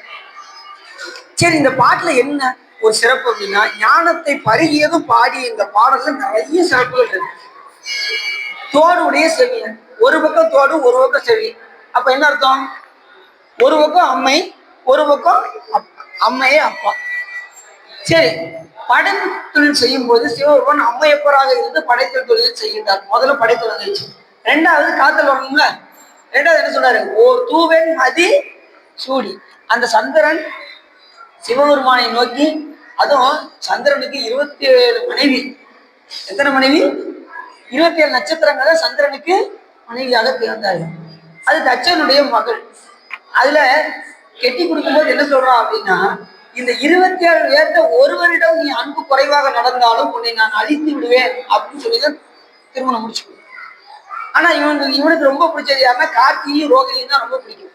மற்றவங்களும் எல்லாம் என்ன பண்ணாங்க, இப்பா அவர் கார்த்திகை ரோகிணி மேலதான் ரொம்ப பிரியமா இருக்காரு, எங்களை கண்டுக்கிற கூட மாட்டேங்கிறாரு அப்படின்னு அவங்க தட்சன்கிட்ட சொல்ல, தட்சன் அவருடைய ஒவ்வொரு கலைகளாக தேய்த்தார். அப்படியே தேய்ந்து கொண்டே வந்தார் சந்திரன். கடைசி 3ஆம் முறை வருவாங்க. அந்த நேரத்தில் சிவபெருமானை போய் தஞ்சம் அடைந்தார். பாருங்க, திருவடியில விழுந்தவங்கள மடியில கூட வைக்காம சாமி முடியில போய் வச்சாரு பாருங்க. அதுதான் சுவாமியுடைய திருவடி. அப்பேற்பட்ட கருணாமூர்த்தி சிவபெருமான். திருமுடியில வைக்கணும்னா திருமுடியில என்னென்னலாம் இருக்கு, சிவபெருமான் திருமுடியில என்ன இருக்கு, கங்கை இருக்கு, வேற என்ன இருக்கு, சந்திரன் இருக்கு, வேற என்ன இருக்கு, கொன்றை இருக்கு, நிறைய சிறப்புகளா இருக்கு. நிறைய வச்சிருக்காரு. சாமிக்குரிய அங்கடையாளங்கள் வேற எந்த தெய்வத்துக்கும் இருக்காது. அதுலயும் பாத்தீங்கன்னா இந்த வற்றாத ஜீவநதி ஆகிய கங்கையை வச்சிருக்காரு பாருங்க. ஒரு இன்ஜினியர் வேகமா வந்தாரு. சார் என்ன சார் உங்க சிவபெருமான் ஏன் சார் தலையில கங்கை வச்சிருக்காரு அப்படின்னு கேட்டாரு. கேட்டது யாரு? இன்ஜினியர். கேட்டது தலையில ஏன் வச்சிருக்காரு அவரு அப்படி அதாவது கோபமே படாம, சார் நீங்க 2 மாடி வீடு கட்டுறீங்க சார். 2 மாடி வீடு கட்டுறேன், வாட்டர் டேங்க் எங்க சார் வைப்பீங்க? 2வது மாடியில அப்படின்னாரு. கரெக்டு தானே? ஏன் 1வது மாடியில வச்சா என்ன ஆகும், அந்த ஒரு ஆளுக்கு தான் கிடைக்கும், மேல உள்ள ஆளுக்கு கிடைக்காது. சரி 100 மாடி நீங்க வீடு கட்டுறீங்க சார், வாட்டர் டேங்க் எங்க சார் வைப்பீங்க அப்படின்னா அவர் எங்க வைப்பாரு? 100வது மாடியில வைக்கணும். நடுவுல வச்சா மேல உள்ளவங்களுக்கு கிடைக்காது. அதே போலதான் சார் எங்க சிவபெருமான் தலையில வச்சிருக்காரு. அண்ட சராசரங்களுக்கெல்லாம் தண்ணி கிடைக்கிறதுக்காக எங்க சிவபெருமான் எங்க வச்சிருக்காரு? அவரு வாய் மூடிட்டு போயிட்டாராம். சார் இனிமே நான் எதுவுமே கேட்க மாட்டேன் சார் அப்படின்னு போயிட்டார். கேட்டது யாரு? எல்லாம் தெரியாம தான். சிவபெருமான் எது வச்சிருந்தாலும் அதுக்கு ஒரு காரண காரியங்கள் இருக்கும். அதே மாதிரி கையில வச்சிருக்கக்கூடிய உடுக்கை படைத்தல், அவை கஷ்டம் காத்தல், கையில நெருப்பு ஏந்திய கையை அழித்தல், அப்புறம் ஊன்றிய திருவடி அழைத்தல், தூக்கிய திருவடி அருளல், இப்படி 5 முடிக்கின்ற அந்த திறத்தை நாம அந்த நடராஜ பெருமானுடைய மூத்தத்தை பார்த்தாலே நமக்கு இப்படி 5 சாமி பண்றது எப்படி இருக்கும் பாருங்க. படைத்தல், காத்தல், அழித்தல், மறைத்தல், அருளல். எல்லாரும் தொழில்கள் எத்தனைன்னா 3 தான், முத்தொழில் தான் சொல்லுவாங்க. ஆனா சிவபெருமான் 5 புரிவார். மறைத்தல் அருளையும் செய்வார். ஆக்குவாய், காப்பாய், அழிப்பாய், அருள் தருவாய், போக்குவாய், என்னை புதுவிப்பாய் தொலைம்பின்னு சொல்லும்போது ஆக்குவாய் காப்பாய் அழிப்பாய் அருள் தருவாய் 4 சொன்னவரு ஒன்ன விட்டுட்டாரு. என்னது? மறைத்தல் வரல. ஏன் அப்படின்னா, ஏன் அந்த இடத்துல சொல்லல அப்படின்னா, இந்த 4ஐயுமே சிவபெருமான் மறைந்திருந்துதான் செய்யறாரு. படைத்தலையும் காத்தலையும் அழித்தலையும் அருளையும் மறைந்திருந்து செய்கின்ற காரணத்தினால் அந்த இடத்துல மறைத்தல. சரி, இப்ப நமக்கு சப்ஜெக்ட்ல போயிடுவோம், நிறைய போகணும். அப்படி இந்த பாட்டுல முதல்ல வந்து படைத்தல் தொழில் வந்துருச்சு, காத்த தொழில் சந்திரனை காத்தார், அப்புறம் காடுடைய சுடலை பொடி பூசி, கடைசி எல்லாரும் முடி சாய்ந்த மன்னரும் முடிவில் ஒரு சாம்பல். எல்லாரும் கடைசி எங்க போய் ஆகணும்? சுடுகாடு போய் தான் ஆகணும். சாமி பாப்பாரு, இருக்கும் போதே கோயிலுக்கு வந்து அப்படின்னு சாமி சொல்லுவாரு. நம்மளால என்ன செய்வாங்க? கோயிலுக்கு தானே, அடுத்த மாசம் வரேன், அடுத்த வாரம் வரேன், அடுத்த வருஷம் வரலாம் நினைக்கிறேன். சரி, அதே தெரியாது. பாத்தீங்கன்னா நான் போன வருஷம் ஒருத்தர் கோயிலுக்கு போனேங்க, எங்க வீட்டுல மறுபடியும் ஒருத்தர் கோயிலுக்கு கூப்பிடுறாங்க. ஒரு வருஷத்துக்கு ஒருக்க சில பேர் அப்படிலாம் இருக்காங்க. சாமி பாப்பாரு, இருக்கும் போதே ஒழுங்கு கோயிலுக்கு வந்திருப்பா, இல்லைன்னா நான் உன்னை அங்க வச்சு பாத்துக்கிறேன் பாரு, எங்க வச்சு சொல்லணும்.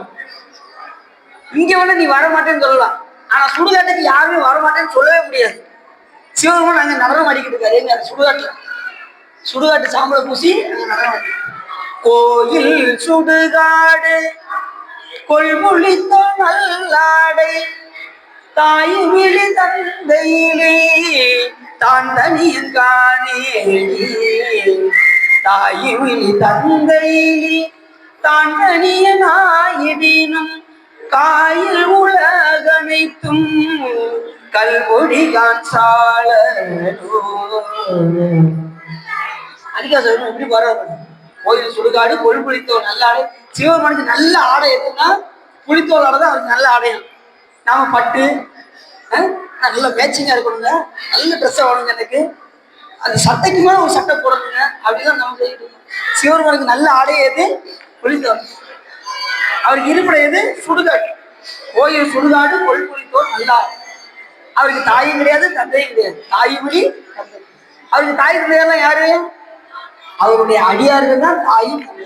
புரியுது அவங்களுக்கு? பெருமையா தம்மை ஒப்பார் பேணலால் எப்படி பெற்றார் அப்படின்னாரு சொல்லும்போது சாமி சிவபெருமான் சொல்றாரு, என்னை பெற்றவர் யார் தெரியுமா? இந்த அடியார்கள் அப்படின்னாரு. அது சுந்தரம் சாமி சொல்லும்போது ஏன் அப்படின்னா, இப்ப அதை பத்தி சொல்லணும்னா போய்கிட்டே இருக்கும். சரி, நம்ம வேம கதைக்குள்ள போயிடும். அப்படி தோன்றி சிவன் பாடல்ல முதல்ல படைத்தல் தொழில் வந்துருச்சு, காத்தல் தொழில் வந்துருச்சு, காடுடைய சுடலை பொடி பூசி அழித்தல் தொழில் வந்துருச்சு. அதுக்கப்புறம் என்ன சொன்னாரு? என் உள்ளம் கவர் கல்வன். கல்வனுடைய வேலை என்ன வேலை? மறைக்கிறது. அது வந்து என்ன தொழில்? மறைத்தல் தொழில் வந்துருச்சு. அடுத்து என்ன தொழில் வரணும்? அருளல் தொழில் வரணும். ஏடுடைய மலரான் முனை நாள் பணிந்தேத்த அருள் செய்த. பண்டை பிறகு மலரால் இறைவனை அர்ச்சித்த காரணத்தினால் பெருமானே எனக்கு நீ அருள் செய்திருக்கின்றாயோ என்று அருள் தொழிலே அந்த இடத்துல சொல்றாரு. அப்ப படைத்தல், காத்தல், அழித்தல், மறைத்தல், அருள் என்கின்ற 5 தொழிலும் அந்த ஒரு பாட்டு சொல்றாரு. ஞானப்பால் அருந்தியதுமே பாடிய முதல் பாடல் இந்த தோடு உடைய செவியன். இதுல வேற என்ன சிறப்பு இருக்கு அப்படின்னா, இந்த பாட்டுல எல்லாமே வெள்ளையாவே சொல்றாரு பாருங்க. தோடு வெள்ள, பிறை வெள்ள, சுடலை பொடி பூசி திருநீர் வெள்ள. என் மனம் ரொம்ப வெள்ளங்க அப்படிங்கிறாங்கல்ல கல்வன் அப்படின்னா, என் உள்ளம் அவர் உள்ள எப்படிப்பட்ட உள்ளம்? வெள்ளை உள்ளம் சொல்லுவாங்க, அது வெள்ள. ஏடுடைய மலர் அப்படின்னா அந்த பிரம்மபுரமாக விளங்கக்கூடிய சீர்காழியில பிரம்மா வந்து பூசித்த காரணத்தினால் அவர் என்ன மலரை எடுத்து அச்சித்தார் என்றால் பெண் தாமரையை கொண்டு அச்சித்த காரணத்தினால் அதுவும் வெள்ள. இப்படி எல்லாமே வெள்ளையை சிறப்பித்து பாடிய காரணத்தினால் திருஞான சம்பந்த பெருமான் இந்த பாடலில் மிக அற்புதமாக பெருமானுடைய 5 தொழிலையும் அவர் செய்யக்கூடிய அந்த ஆற்றலையும் எல்லாவற்றையும் இந்த ஒரு பாடல்ல விளக்குறாரு. 2வது மீதி பதியத்தையும் பாடி முடிக்கிறாரு. கடைசி என்ன சொல்றாரு அப்படின்னா, அருநெறிய மாறு வல்ல முனியகன் பொய்கை அலர்மேய பெருநெறிய பிரமாபுரம் மேவிய பெம்மானிவன் தன்னை ஒரு நெறிய மனம் வைத்து உணர் ஞான சம்பந்தன் உரை செய்த திருநெறிய தமிழ் வல்லவர் தொல்வினை தீர்தல் எளிதாமே. அப்ப இந்த பதியத்தை நீங்க பாடும்போது மனம் ஒன்றி பாட வேண்டும். ஒரு நெறிய மனம் வைத்து பாடினால் உங்களுடைய தொல்வினைகள் தீரும். ஒரு நெறிய மனம் வைத்து பாடல்னா தொல்வினை தீராது. புரிஞ்சுச்சா? அப்ப இந்த பதியத்தை மனம் ஒன்றி பாட. சரி, இப்படி அந்த பதியத்தை பாடி முடிச்சாரு. 2வது ஏன் அப்படின்னா, அவர் எதுக்காக குச்சி எடுத்து அடிக்க போனார் அப்படின்னா, ஒரு எச்சிப்பா வேற ஒரு திருடை வந்து கொடுத்துருந்தான்னு வச்சுக்கோங்க. அப்ப அந்த குழந்தைக்கு என்ன புத்தி வரும்? திருட்டு புத்தி வரும். ஒரு புலவர் இருக்காரு, ஏற்க உங்களுக்கு தெரியும், ஏற்கனவே சொல்லியிருக்கேன், இருந்தாலும் அவருக்கா சொல்லி. ஒரு புலவர் ஒரு அரசத்தை போறாரு. அரசே அப்படின்னாரு, இருக்கட்டும் நீங்க போய் சாப்பிட்டு வாங்க அப்படின்னாரு. சரி ரொம்ப வற்புறுத்துறாரு அப்படின்னு சொல்லி போய் சாப்பிட உட்கார்ந்தாரு. எப்பவுமே ஒரு சோழனா போய் வச்சிருப்பாரு. யாரு? அந்த புலவர். என்னைக்கும் இல்லாம சாப்பிட்டுட்டு இருந்தவர் திடீர்னு தங்க டம்ளர், அரண்மனையில் எப்படி இருக்கும், தங்க டம்ளர்ல தான் எல்லாம் வைப்பாங்க. அப்படியே அந்த தங்க டம்ளர் எடுத்து சோழனா போயிட்டு உள்ள போட்டு கொண்டு போயிட்டாரு, வீட்டுக்கு கொண்டு போயிட்டார். நமக்கு எப்படி இப்படி புத்தி வைத்ததுன்னு வீட்டுல போய் தலையில அடிச்சுக்கிறாரு. நம்ம எப்பயுமே திருட மாட்டாமே, இப்படி செஞ்சுட்டோமே, நம்ம என்ன காரணம் அப்படின்னு மண்டையை போட்டு உடைச்சு எப்படா விடியுதுன்னு பார்த்தாரு. காலையில விடிஞ்சது நேரம் அரசர்கிட்ட போனாரு. அரசே அப்படின்னாரு, நீங்க ஒண்ணும் பேச வேண்டாம், போய் சாப்பிட்டு வாங்க அப்படின்னாரு. இல்ல அரசே, அங்கதான் பிரச்சனையே அப்படின்னாரு. என்னன்னு சொல்லுங்கன்னாரு. இல்ல அரசே, நேற்று தயாரிக்கப்பட்ட உணவு எங்க இருந்து தயாரிக்கப்பட்டதுன்னு எனக்கு சொன்னா போதும் அப்படின்னாரு. ஏன்? நான் என்னைக்கும் இல்லாம நேற்று தங்க டம்ளரை நான் எடுத்துட்டு போயிட்டேன், இப்ப கொண்டு வந்துட்டேன், உங்க கையில பிடிச்சுக்கோங்கன்னு கொடுத்தாரு. இப்ப நேற்று தயாரிக்கப்பட்ட உணவு எங்க இருந்து தயாரிக்கப்பட்டதுன்னு தெரிஞ்சிச்சுன்னா எனக்கு நிம்மதியா இருக்கும், இல்லைன்னா எனக்கு நிம்மதி இழந்துருவேன் அப்படின்னாரு. ரெண்டு கை தட்டினாரு. உடனே காவலர்கள்லாம் ஓடி வந்தாங்க. நேற்று தயாரிக்கப்பட்ட உணவு எங்க இருந்து தயாரிக்கப்பட்டது போய் பாரு அப்படின்னாரா. போய் பார்த்தா 4 பேர் களவாடிட்டு போன அந்த அரிசியை கொண்டு வந்து அந்த கிடங்குல போட்டு அதை எடுத்து என்ன செஞ்சிருக்காங்க, சமைச்சிருக்காங்க. அதனால இவருக்கு என்ன புத்தி வந்துருச்சு? அதனால அதனால அடியார்கள் இல்லத்துல போய் தான் சாப்பிடணும். எல்லா இடத்துலையும் என்ன செய்யக்கூடாது? அடியாருக்குரிய இலக்கணம் 10 இலக்கணத்துல, புறத்து இலக்கணத்துல அடியார் இல்லத்தில் மட்டுமே உண்ணுதல், அது ஒரு இலக்கணம். சிவபூஜை செய்தல், சிவ புண்ணியங்களை செய்தல், சிவ பரிபாலனம் செய்தல், தலையாத்திரை மேற்கொள்ளுதல், மலர் பறித்து கொடுத்தல், இப்படி 10 இலக்கணம் இருக்கு. அகத்திலக்கணம் 10 இருக்கு, புறத்திலக்கணம் 10 இருக்கு. அதுல ஒண்ணு அடியார் இல்லத்தில் மட்டுமே உணவு உட்கொள்ளல். ஏன்னா அடியார் சமைச்சாங்கன்னு என்ன செய்வாங்க? சிவாய நம அப்படின்னு அரிசியை போடுவாங்க. மற்றவங்க அப்படி சொல்லுவாங்களா? அப்ப நமக்கு என்ன சிந்தனை வரும்? அடியார்கள் அந்த மந்திரத்தை சொல்லி செய்யும் போது நமக்கும் அந்த உணர்வு ஏற்படும். சரி, இந்த பதியத்தை பாடி முடிச்சுட்டு உடனே இந்த பதியத்தை பாடினதும் அவங்க அப்பா அப்படியே மெய் மறந்து பிள்ளை இப்படி பாடுது அப்படின்னு சொல்லி அந்த பிள்ளையை தூக்கி தோள்பட்டையில வச்சு அப்படி கொண்டு போனார் வீட்டுக்கு. முடிஞ்சதும் 2ஆவது நாள் யாத்திரைக்கு கிளம்பினார். 2ஆவது நாள் பக்கத்தில் இருக்கக்கூடிய கோலத்தா என்ற நகருக்கு சென்றார். அப்படியே அவங்க அப்பா அப்படி கூட்டு போனாரு. அங்க உள்ள பெருமானை பார்த்ததுமே அவருக்கு பாடல் வந்துச்சு. சாமியை பார்த்தாரு, அங்க இருக்கக்கூடிய வளங்கள் எல்லாம் பார்த்தாரு. பார்த்ததுமே மடையில் வாழை பாய மாதரார் குடையும் பொய்கை கோலக்காவுலான் சடையும் பிறையும் சாம்பல் பூச்சும் கீழ் உடையும் கொண்ட குருகம் என்கொலோ. அருமையான பாட்டு. இந்த பாட்டுல பாடிருக்கீங்களா? நாங்க திருமுறை வச்சா போவாங்க, அப்ப பாடிடுவோம். தினசரி இந்த பதியத்தெல்லாம் பாடணும். அந்த மடையில் வாழை, வாழை மீன்கள்லாம் துள்ளி பாய்தான் அங்க கோலக்காடு. மடையில் வாழை பாய மாதரார் குடையும் பொய்கை, அங்க பெண்கள் எல்லாம் குளிக்கிறாங்க. மாதரார் குடையும் பொய்கை, பொய்கை என்ன குளம்? கோலக்காவுலா சடையும் பீரையும், அங்க சிவபெருமான் எப்படி இருக்காரா? சடையும் பீரையும் சாம்பல் பூச்சும் கீழுடையும் கொண்ட உருவம் என்கொலோ. அப்படி அவருக்கு சாமி காட்சி கொடுக்குறாரு. கீழ் உடையினா அந்த கோவணத்துக்கு மேல பெல்ட் மாதிரி ஒண்ணு போட்டுப்பாங்க அந்த காலத்துல, அதை சிவபெருமான் அணிஞ்சிருக்காங்க. கீழ் உடையும் கொண்ட உருவம். சாமி நீங்க அப்படி கற்பனை பண்ணிப்பாங்க, சாமி இப்படி எல்லாம் இருப்பாரு அப்படின்னு நினைச்சு பார்த்தாலே ஆனந்தம் உண்டாகும். அவன் நினைக்க இன்பம், அவனை மறக்க சொல்லுவோம். அதனால இந்த நேரம் சிவபெருமானை நினைத்து கொண்டே உங்களுக்கு துன்பமே வராது. சிவபெருமான் நினைச்சா என்ன வராது? துன்பமே வராது. இன்பமே என்னாலும் துன்பம் இல்லை. நீங்க எவனுக்கே பயப்பட வேண்டாம். சிவபெருமான மனசுல நினைச்சுட்டே இருந்தா நீங்க எந்த இதுக்கு பயப்பட வேண்டிய தேவையில்லை. நாமார்க்கும் முடியெல்லாம் அவனை எங்கோ நரகில் இடர்படும். சிவபெருமான் நினைச்சா நரகத்தில் எப்படி போவோம்? நரகில் இடர்படும். நடலை அல்லோம், ஏமாப்போம், பிடியறிவோம், பறிவோம் அல்லோம். இன்பமே என்னாலும் துன்பம் இல்லை. தாமார்க்கும் முடியல்லா சங்கரன சங்கவன் குறையோர் காதில் கோமார்க்கே நாம் என்றும் மீளாய் ஆளாய் பொய்மலர் சேவடியினையே சென்று குறுகினோமே. சிவபெருமானை போய் சென்று குறுகி வழிபாடு செய்தால் நம்ம நிமிர்ந்து போலாம். ஆனா இங்க வரும்போது குறுகி வழிபாடு செய்யணும் இறைவன். சிலர் பார்த்தீங்கன்னா நெஞ்சை நிமித்திக்கிட்டு கை ரெண்டையும் தொங்க போட்டு சுத்துறாங்க. சுத்தக்கூடாது. கோயிலுக்கு வந்தாச்சும் 2 கையை தூக்கி கொடிமரத்துல இருந்து சுத்திட்டு வர்ற வரைக்கும் தூக்கிய கை தூக்கியபடிதான் இருக்கு. இங்க வந்துதான் கையை இறக்கணும். சரி, அப்படி இந்த பதியத்தை பாடினாரு. உடனே சிவபெருமான் என்ன பண்ணிட்டாரு, ஆகா பிள்ளை அழகா பாடிக்க அப்படின்னு. அது பாடிக்கும் போது எப்படி பண்ணாரா, மடையில் பாலை பாய மாதரார் கூடையும் பொய்கை போல தட்டதும் கை வலிக்குமே, பிள்ளைக்கு கை வலிக்குமே அப்படின்னு சொல்லி சிவபெருமான் என்ன பண்ணாரா, பொட்டாளத்தை வழங்கினார். அந்த பொட்டாளத்துல என்ன இருந்துச்சு அப்படின்னா, நமசிவாய என்ற 5 எழுத்து மந்திரம் பொறிக்கப்பட்டிருந்தது. என்ன பொறிக்கப்பட்டிருந்துச்சு? 5 எழுத்து நமசிவாய மந்திரம் பொறிக்கும். நமசிவாயம் எப்பேற்பட்ட சிறப்புடையது. அதை பொறிச்சிருந்தாரு அப்படின்னா அப்ப எப்படி இருக்குன்னு யோசிச்சு பாருங்க. நமச்சிவாயத்தை நாவில் நவின்று ஏத்துக்கிட்டே இருந்தேன்னு வச்சுக்கோங்க, எந்த துன்பமும் வராது. எப்பேற்பட்ட கொலை செய்திருந்தாலும் கூட, குற்றம் பல செய்திருந்தாலும் கூட அதை மன்னிக்கக்கூடிய திறன் 5 எழுத்துக்கு உண்டு. கொள்வாரேனும் குணம்பல நன்மைகள் எல்லாரேனும் இயம்புவர் ஆயினும் எல்லா தீங்கையும் நீங்குவர் என்பதால் அல்லார் நாமும் நமச்சிவாயவே. எவதூதரும் அஞ்சியவர் என்று சொன்னால் நயம்புந்து ஓதவல்லார் தம்மை நம்பினால் நேவும் தான் இணைவார்க்கு இனியான் நெற்றி நயனன் நாமும் நமச்சிவாயவே. எமதூதரே பயப்படுவாங்க. ஆகா இவர் நமச்சிவாயத்தை சொல்றாரு அப்படின்னு சொல்லி வணங்கிட்டு தான் போவாங்க. இப்படிய அவங்க உலகத்துக்கு கொண்டு போக மாட்டாங்க. இப்படி அப்புறம் நரகம் இயல்புக நாடினர் ஆயினும் உரைசை வாயினர் ஆயினும் உருத்திரன் விரவியே புகு வித்திடும் என்பதால் வரதன் நாமும் நமச்சிவாயம். 7 ஜென்மத்துக்கும் எனக்கு நரகம் தான் அப்படின்னு சொல்லி வச்சிருந்தாலும் கூட நமச்சிவாயத்தை நாவில் நவின்று ஏத்தினால் அவர்கள் நரகத்திற்கு செல்ல மாட்டார்கள். அப்படிப்பட்ட நமச்சிவாயத்தை சுவாமி அந்த பொற்றாளத்துல பதிச்சு கொடுத்திருந்தாருன்னா அப்ப எப்படி இருக்கும் பாருங்க. 2வது, தங்கத்தையும் தங்கத்தையும் தட்டினா ஓசை வருமா? வெங்கலத்தை தட்டினா ஓசை வரும்.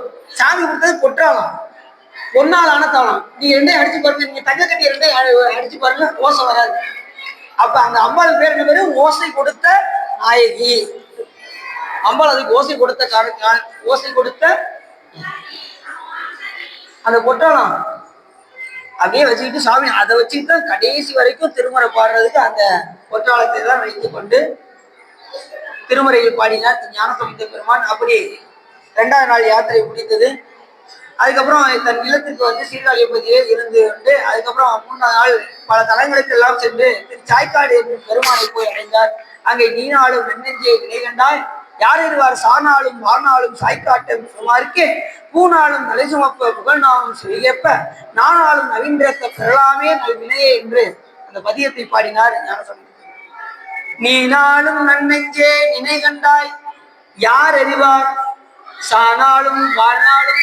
இறைவன் கொடுத்த மிகப்பெரிய ஒரு உபகாரம் என்னன்னா, நமக்கு பிறந்த நாள் தெரியுது, இறந்த நாள் யாருக்கா தெரியுமா? தெரிஞ்சா என்ன ஆகும்? இது 2028 நாளா அப்படின்னு எல்லாருக்கும் எல்லாம் பயம் வந்துடும். பிறந்த நாளை சொன்ன இறைவன் இறந்த நாளை மட்டும் சொல்லலை. ஏன்னா இந்த உயிர்கள் நிம்மதியா வாழட்டும் அப்படின்னு சொல்லி சாமி என்ன பண்ணியிருக்காரு எல்லாம். அதுலயும் இன்னொன்று பார்த்தீங்கன்னா, ஆளாளுக்கு வருஷம் பிறந்த நாளை கொண்டாடுவாங்க. அதை சந்தோஷமா கொண்டாடலாம். உண்மையிலே அது வந்து துக்கப்பட வேண்டிய விஷயம். ஒரு வருஷம் போயிருச்சேன்னு வருத்தப்படணும். இறைவனை நினைக்காம ஒரு வருஷம் போயிருச்சே, வீணா போயிருச்சே, அடுத்த வருஷமாவது இறைவனை நினைக்கணும். காலம் நமக்கு வந்து எப்படின்னா, காலம் இப்படி வயசு ஏறிக்கிட்டே போவோம். எனக்கு 45, இது ஒரு பெருமையா, எனக்கு 45, எனக்கு 82, இப்படி பெருமை. எந்த நேரத்தில் இறப்போம்னு சொல்ல முடியாது. நம்ம கணக்கு இப்படி ஏறிக்கிட்டே போவோம். யமனுடைய கணக்கு எப்படி தெரியுமா? மைனஸ் ஆகிட்டே வரும். இப்போ ஒருத்தருக்கு 80 வயசு வாழ்ந்தான்னு வச்சுக்கோங்க, ஒன்னொன்னா குறையும். 79, 78 இப்படி குறைஞ்சிட்டே வரும். கடைசி ஒரு நாள், ஒரு நிமிஷம், ஒரு செகண்ட், அடுத்த நிமிஷம் ஒப்பிக்கிறாரு. இப்போ வாழ்நாள் முடிச்சு வாப்பா அப்படின்னு கூட்டிட்டு. இது அவங்களுக்கு நம்ம பிறந்த நாள் இப்படி கொண்டாடிட்டு போறோம். அவருடைய கணக்கு மைனஸ்லேயே வரும். நம்ம பிளஸ்ல போவோம், அவர் மைனஸ்ல வருவோம். ஆனா இறைவனுடைய பெருந்தரணம் என்னன்னா, அந்த வாழ்நாள, அதாவது இறப்பு நாளை மட்டும் அறிவிக்காத இறைவனுடைய மிகப்பெரிய கருணை. அது மறந்துடக்கூடாது. இப்ப எல்லாரும் ஒருத்தவங்க 2028, ஒரு 2030 எப்படி போடுங்க, கடன் கொடுக்குறவங்க கொடுப்பாங்க. முதல்ல உன்னுடைய இறப்பு நாளை சொல்லு, அப்பதான் நான் உனக்கு கடவுள் கொடுப்பேன் அப்படின்னு. அப்படித்தானே இருக்கும். நீ நாளைக்கு போக போறப்பா, அப்ப உனக்கு கடவுள் கொடுக்க மாட்டேன் அப்படின்வாங்க. அப்படிலாம் இருக்குல்ல. இதெல்லாம் நிறைய சாமி எல்லாரும் ஆப்ஷன் வச்சிருக்காரு. எவ்வளவு கருணை பெய்யுது. உறங்கும் போது நீங்க நிம்மதியை உறங்கிறீங்க. உங்க கருவி கரணம்லாம் யாரு பத்திரமா வச்சிருப்பாங்க? சிவபெருமான் பத்திரப்படுத்தி வச்சிருப்பாரு. காலையில முடிக்கும் போது எல்லா கையிலும் திருப்பி கொடுப்பாரு. நீங்க அந்நேரம் இப்படி பார்ப்பீங்க, நாம எங்க இருக்கோம், நம்ம மாமா வீட்டுல இருக்கோமா, நம்ம வீட்டுல இருக்கோமா, அது ஒரு நிமிஷம் கழிச்சுதான் உணர்வே வரும். அப்பதான் பார்ப்பீங்க, ஓ நம்ம வீட்டுலதான் இருக்கோமா அப்படின்னு. இப்படி கருணை நிறைய செய்யற சாமி. இந்த உடம்புல எவ்வளவு கருவியை போட்டு வச்சிருக்காரு, எத்தனை நாடி நரம்புகள் இருக்கு, எவ்வளவு கருணை புரிகிறாரு. அத்தனையும் ஒண்ணு கட்டாச்சுனாலும் என்ன ஆகும், நாடி நரம்புகள் ஒண்ணு கட்டாலும் என்ன ஆகும், ஏதாவது ஒரு நோய் வந்துடும். அதனால சாமி எல்லாத்தையும் கரெக்டா கொடுத்து வச்சு அழகாக நமக்கு இந்த உலக அமைப்பை கொடுத்துருக்காரு. நீங்க இப்பயும் பாத்தீங்கன்னா எத்தனை கோடி மக்கள் இருக்காங்க, அத்தனை கோடி மக்கள் கை ரேகை ஒன்னோட இருக்கான்னு ஜாத்தியா சொல்ல பார்ப்போம். எல்லாத்துக்கும் ஒரு கைதான். இந்த கையினுடைய ரேகை யாராவது ஒன்னோட இருக்குன்னு யாரையாவது ஒரு ஆளை சொல்ல சொல்லுங்க பார்ப்போம். இருக்காது. அதே மாதிரி ரத்தத்தையும் கண்டுபிடிக்க முடியல. இறைவன் கொடுத்தது ஓ பிளஸ் ஓ மைனஸ் இதெல்லாம் யாராலையும் அறிய முடியாது. சாமி தான் எல்லாமே இருக்கு. அதே மாதிரி அரைக்கிறதுக்கு 32 பல்லு அரைக்கும்ல. இந்த சில பேர் பார்த்தீங்கன்னா அசைவத்தை சாப்பிட்டு இருக்கிற பல்ல பூரா கலட்டி எலும்பு இதையும் சாப்பிட்டு, சைவத்தை சாப்பிட்டுனா யார் கேட்கா, பூரா எலும்பு இதையும் கடிச்சு பல்ல பூரா போக்கி ஒட்டு பல்லா வச்சு அப்படித்தானே இப்பெல்லாம் இருக்காங்க. நல்ல சைவத்துல இருக்கு, எல்லா காய்கறிகளும் இருக்கு. அதை சாப்பிட்டாலே நோய் நொடி வராது. அசைவம் சாப்பிட சாப்பிட நோய் நொடிகள் வந்து கொண்டே இருக்கும், மறந்துடக்கூடாது. அசைவம் சாப்பிட்டா அடுத்த 2 நாளே அது வேலை செய்யணும் உங்களுக்கே தெரியும். அதனால சைவத்துல நல்ல காய்கறிகளை நல்லா சாப்பிடுங்க, அசைவத்துக்குள்ள போகாதீங்க. சிவபெருமான வழிபாடு செய்யற யாரும் என்ன செய்யக்கூடாது, அசைவத்தை நினைச்சு கூட போகக்கூடாது. பொதுவாக எந்த உயிருக்கு நாம் என்ன செய்யக்கூடாது, தீங்கு நினைக்கக்கூடாது. தீங்கு செய்தால் ஒரு உயிரை அடித்து சாப்பிட்டா அது இறக்கும் போது என்ன வேதனைப்படுகின்றதோ அந்த வேதனையை நாம் அனுபவித்து ஆக வேண்டும், மறந்துடக்கூடாது. நிறைய பேர் துன்பப்படுற காரணம் என்னன்னா இந்த மாதிரிதான். அடுத்த உயிருக்கு துன்பம் இழைத்தான் அந்த துன்பம் நாம அனுபவித்தான். சரி, அப்படி நீ நாளும் நன்னெஞ்சே நினைகண்டாய் யார் அறிவார் சானாலும் வாழ்நாளும் சாய்காட்டு எம்பெருமார்க்கே பூனாலும் தலை சுமப்ப. இருக்கிற நேரம் என்ன செய்யணும், வாழ்நாள் நமக்கு நம்ம நிறைய நினைச்சிட்டு இருக்கோம். நான் 100 வயசு வரைக்கும் இருப்பேங்கன்னு நினைக்கிறோம். 100 வயசு கண்ணை மூடி முழிக்கையும் அது வேகமா வந்துடும். அதுக்குள்ள நம்ம என்ன செய்யறோம், பூனாலும் தலை சுமப்ப. சாமிக்கு பூ கட்டி கொடுக்கணும், மலர்களை பறிச்சு கொடுக்கணும், புகழ் நாமம் செவி கேப்ப, சிவனுடைய நாமத்தை சொல்லிக்கிட்டே இருக்கணும். அதுக்குதான் வாழ்நாள். அவனை நாமத்தை உச்சரிப்பதற்கும் திருமறை பாடுவதற்கும் திருக்கோயில் வளம் வருவதற்கும் திருத்தொண்டு செய்வதற்கு தான் இந்த உடம்பே தவிர இதை விடுத்து நாம வேற எந்த காரியத்தையும் செய்யக்கூடாது. உங்க குடும்பத்தை பார்த்துக்கிட்டு இல்லத்துல இருந்துகிட்டு மனைவி மக்களோடு இருந்து கொண்டு உலகத்தோடு ஒட்ட ஒழுகி கொண்டு நாம் சிவபெருமானை வழிபாடு செய்ய வேண்டும். இதுதான் எந்நிலையில் நின்றாலும் எப்போலம் கொண்டாலும் மன்னிய ஸ்ரீ சங்கரந்தால் மறவாமை பொருள் என்று துண்ணிய வேடம் தன்னை துறவாத தூய சிவம் தன்னை மிகும் அன்பினால் மறவாமை தலை நிற்பார். எந்த சூழ்நிலையும் சிவபெருமானுடைய திருவடி என்ன செய்யக்கூடாது, சங்கரந்தால் மறவாமை.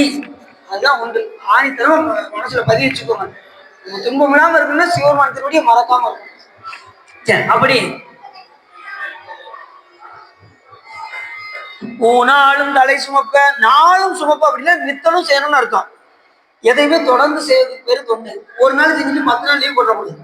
சில பேர் ஒரு நாள் கோயிலுக்கு வராங்க, 1 மாசம் கழிச்சுதான் கோயிலுக்கே வராங்க. போன மாசம் கூட ஒரு தடவை நான் வந்தேங்க அப்படிங்கிறாங்க. இல்லையா, தூரம் தொலைஞ்சா இருந்துச்சுன்னா பக்கத்துல இருக்க கோயிலுக்காவது என்ன செய்யணும், போய் வழிபாடு செய்யணும்.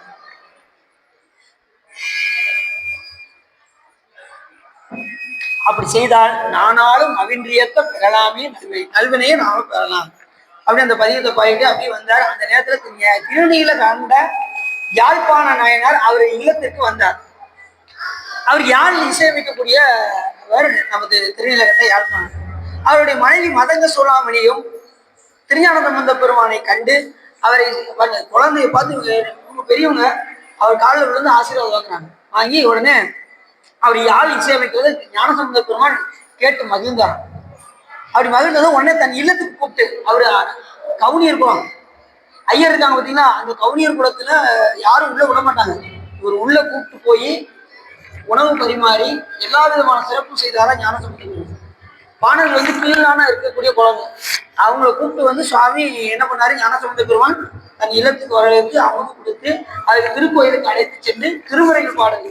இவர் பாட பாட இவர் நானும் கூட சேர்ந்து இசையமைக்கிறேன் என்று ஞானசம்பந்த பெருமானிடம் கேட்க, ஞானசம்பந்த பெருமானுடைய எல்லா பதியத்துக்கும் இசையமைத்து வந்தவர் திருநீலகண்ட யாழ்ப்பாண நாயனார். அப்படி ஒரு முறை அவருடைய சொந்த ஊருக்கு போனாங்க.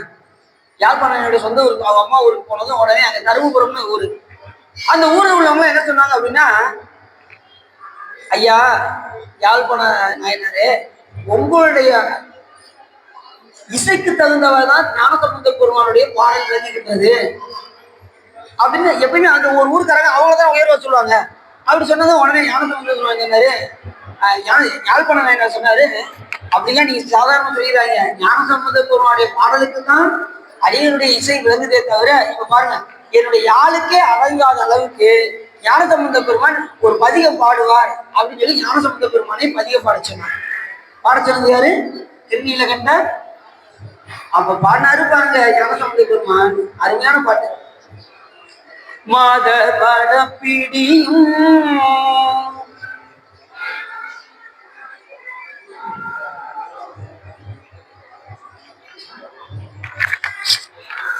இந்த பாட்டை நீங்க வீட்டுல போய் கண்டிப்பா என்ன செய்யுங்க, பாடிவாங்க. மாத படப்பிடியும் மடன்னதோ நடை உடை மழை மகள் நடை உடை மழை மகள் நடை உடை மலை மகள் நடை உடை மலை மகள் நடை உடை மலை மகள் துணையன மகிழ்வ மூதையினப்படை நின்று இசை பாடவும் ஆடுவர், இசை பாடவும் ஆடுவர். அவர் பட சடை நெடு அவர் பட சடை நெடு அவர் பட சடை நெடு அவர் பட சடை நெடு முடியதோர் உணல வேதமோடு ஏழிசை பாடுவர், வேதமோடு ஏழிசை பாடுவர்.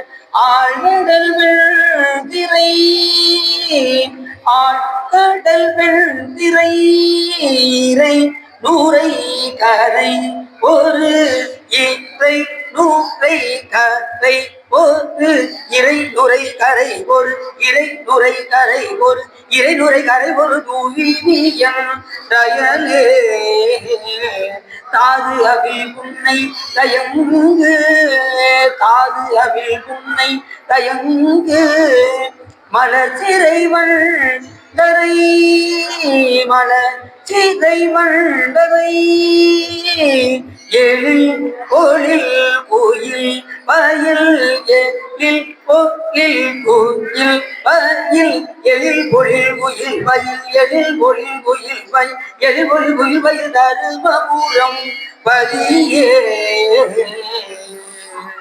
பாரு பாருங்க. யாரு இவர் உடைக்க போயிட்டாரு, திருநெல்வேலி யாரு போனாரு, இனிமே நம்ம இசை வைக்கிறதுக்கு ஒண்ணும் இல்லை அப்படின்ட்டு உடைக்க போனாரு. உடனே ஞானசம்பந்த பெருமான் அதை தடுத்தார். இறைவனுடைய எல்லையில்லாத ஆற்றலை இந்த யாழுக்குள் அடக்கி விட முடியுமா?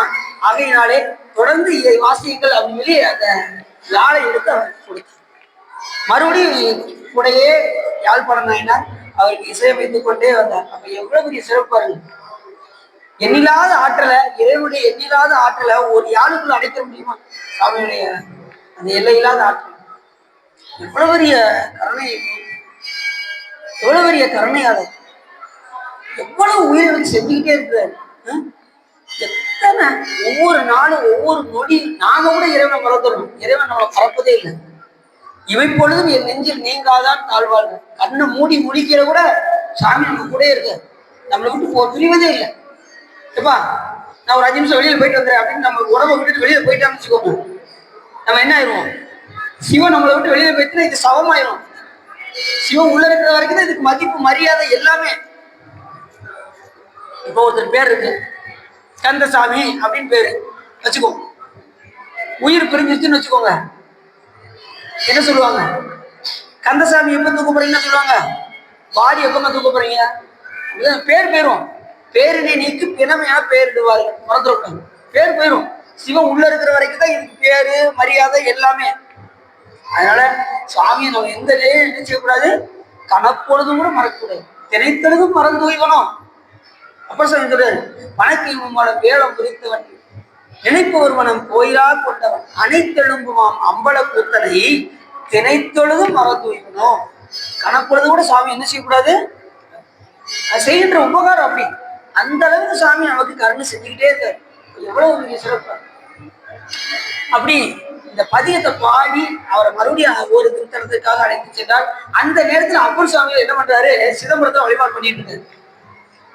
இந்த மாதிரி ஞான குழந்தை பாட்டு பாடி தோற்றீசையில் பாட்டு பாடுது, திருஞானப்பால் ஞானப்பால் உண்டு பதியம் பாடிக்கொண்டிருக்கின்றது என்கின்ற அந்த செய்தியை அறிந்து அங்க சிதம்பரத்துல பெருமான்கிட்ட போய் உத்தரவு கேட்கிறேன்.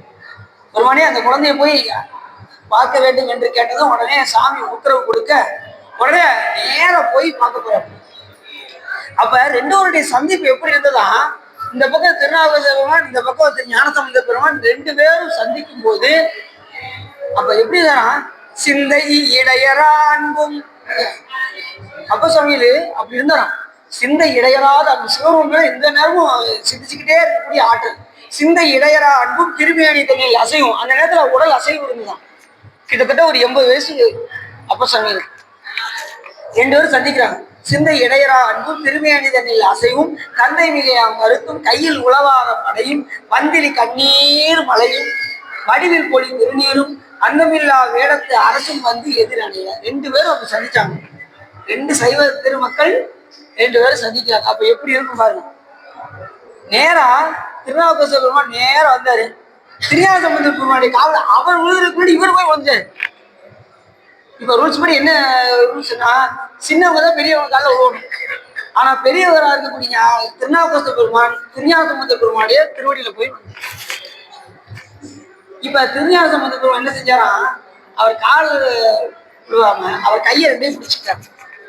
கையை ரெண்டையும் ஒத்துனாராம். ஏன் அப்படின்னா அவர் கையால உலகாரப்பணி செய்யறாரா, அந்த கையை அவர் திருவடியாக நினைத்து தன் கண்ணில் ஒற்றி கொண்டார். உலகாரப்பணி செய்த அந்த திருக்கரத்தை திருவடியாக நினைத்து தன் கண்ணில் ஒற்றி கொண்டார். அப்ப எவ்வளவு சிறப்பு பாருங்க, சிறப்பு தானே. அதனால நம்ம சைவத்துல உயர்ந்தவர்கள் தாழ்ந்தவர்கள் என்றெல்லாம் கிடையாது. இவர் தேவர் அவர் தேவர் என்று இரண்டு ஆட்டாது ஈசன் திறமே பேணி கவராதேக்களும் அடியார் நெஞ்சிருள் கன்றாப்பூர் நடுதறியை.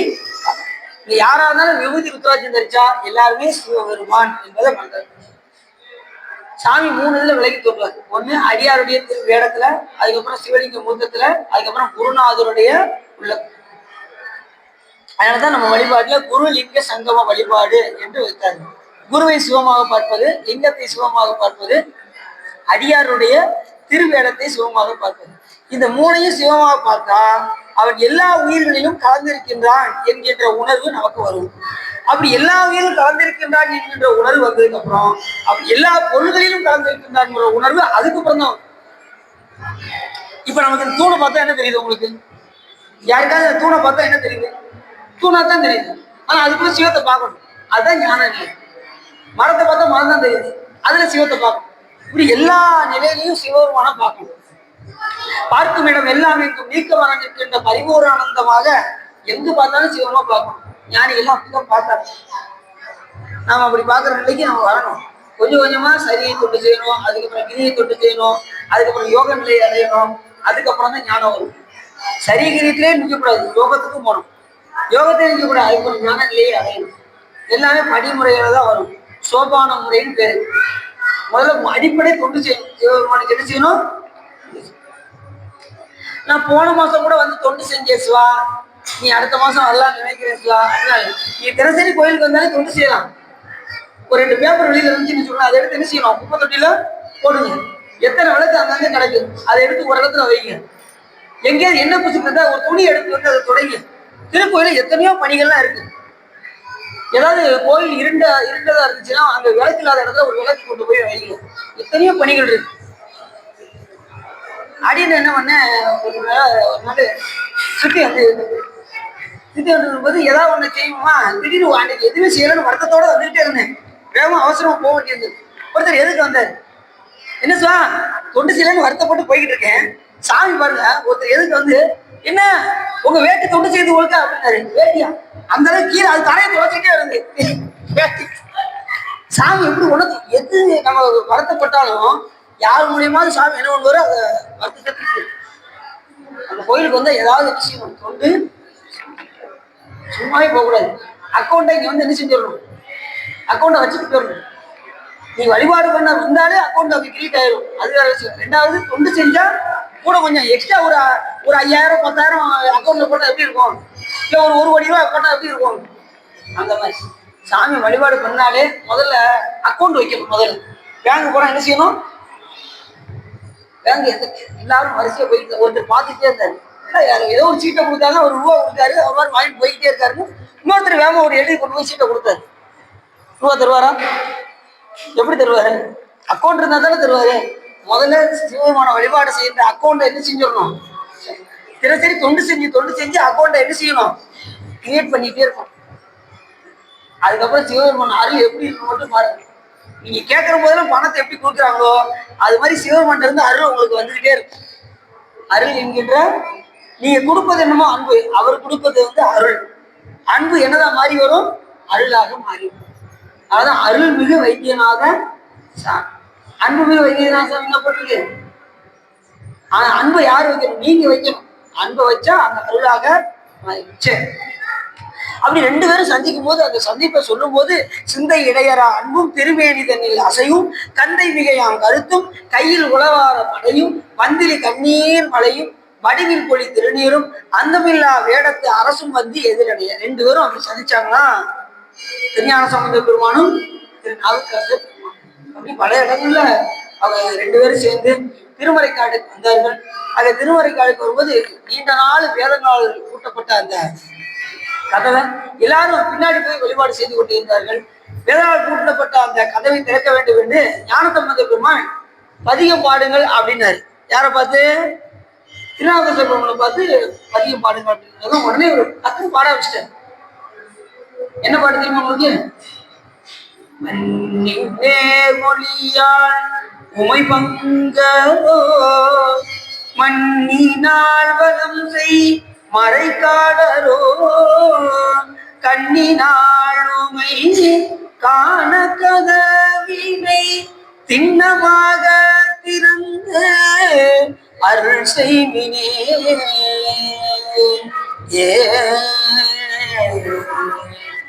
பதியம் பாடினாரு. ஒரு பாட்டுல 10 பாட்டு பாடினதுக்கப்புறம் கடன்னு கதவுல திறக்க ஆரம்பிச்சு.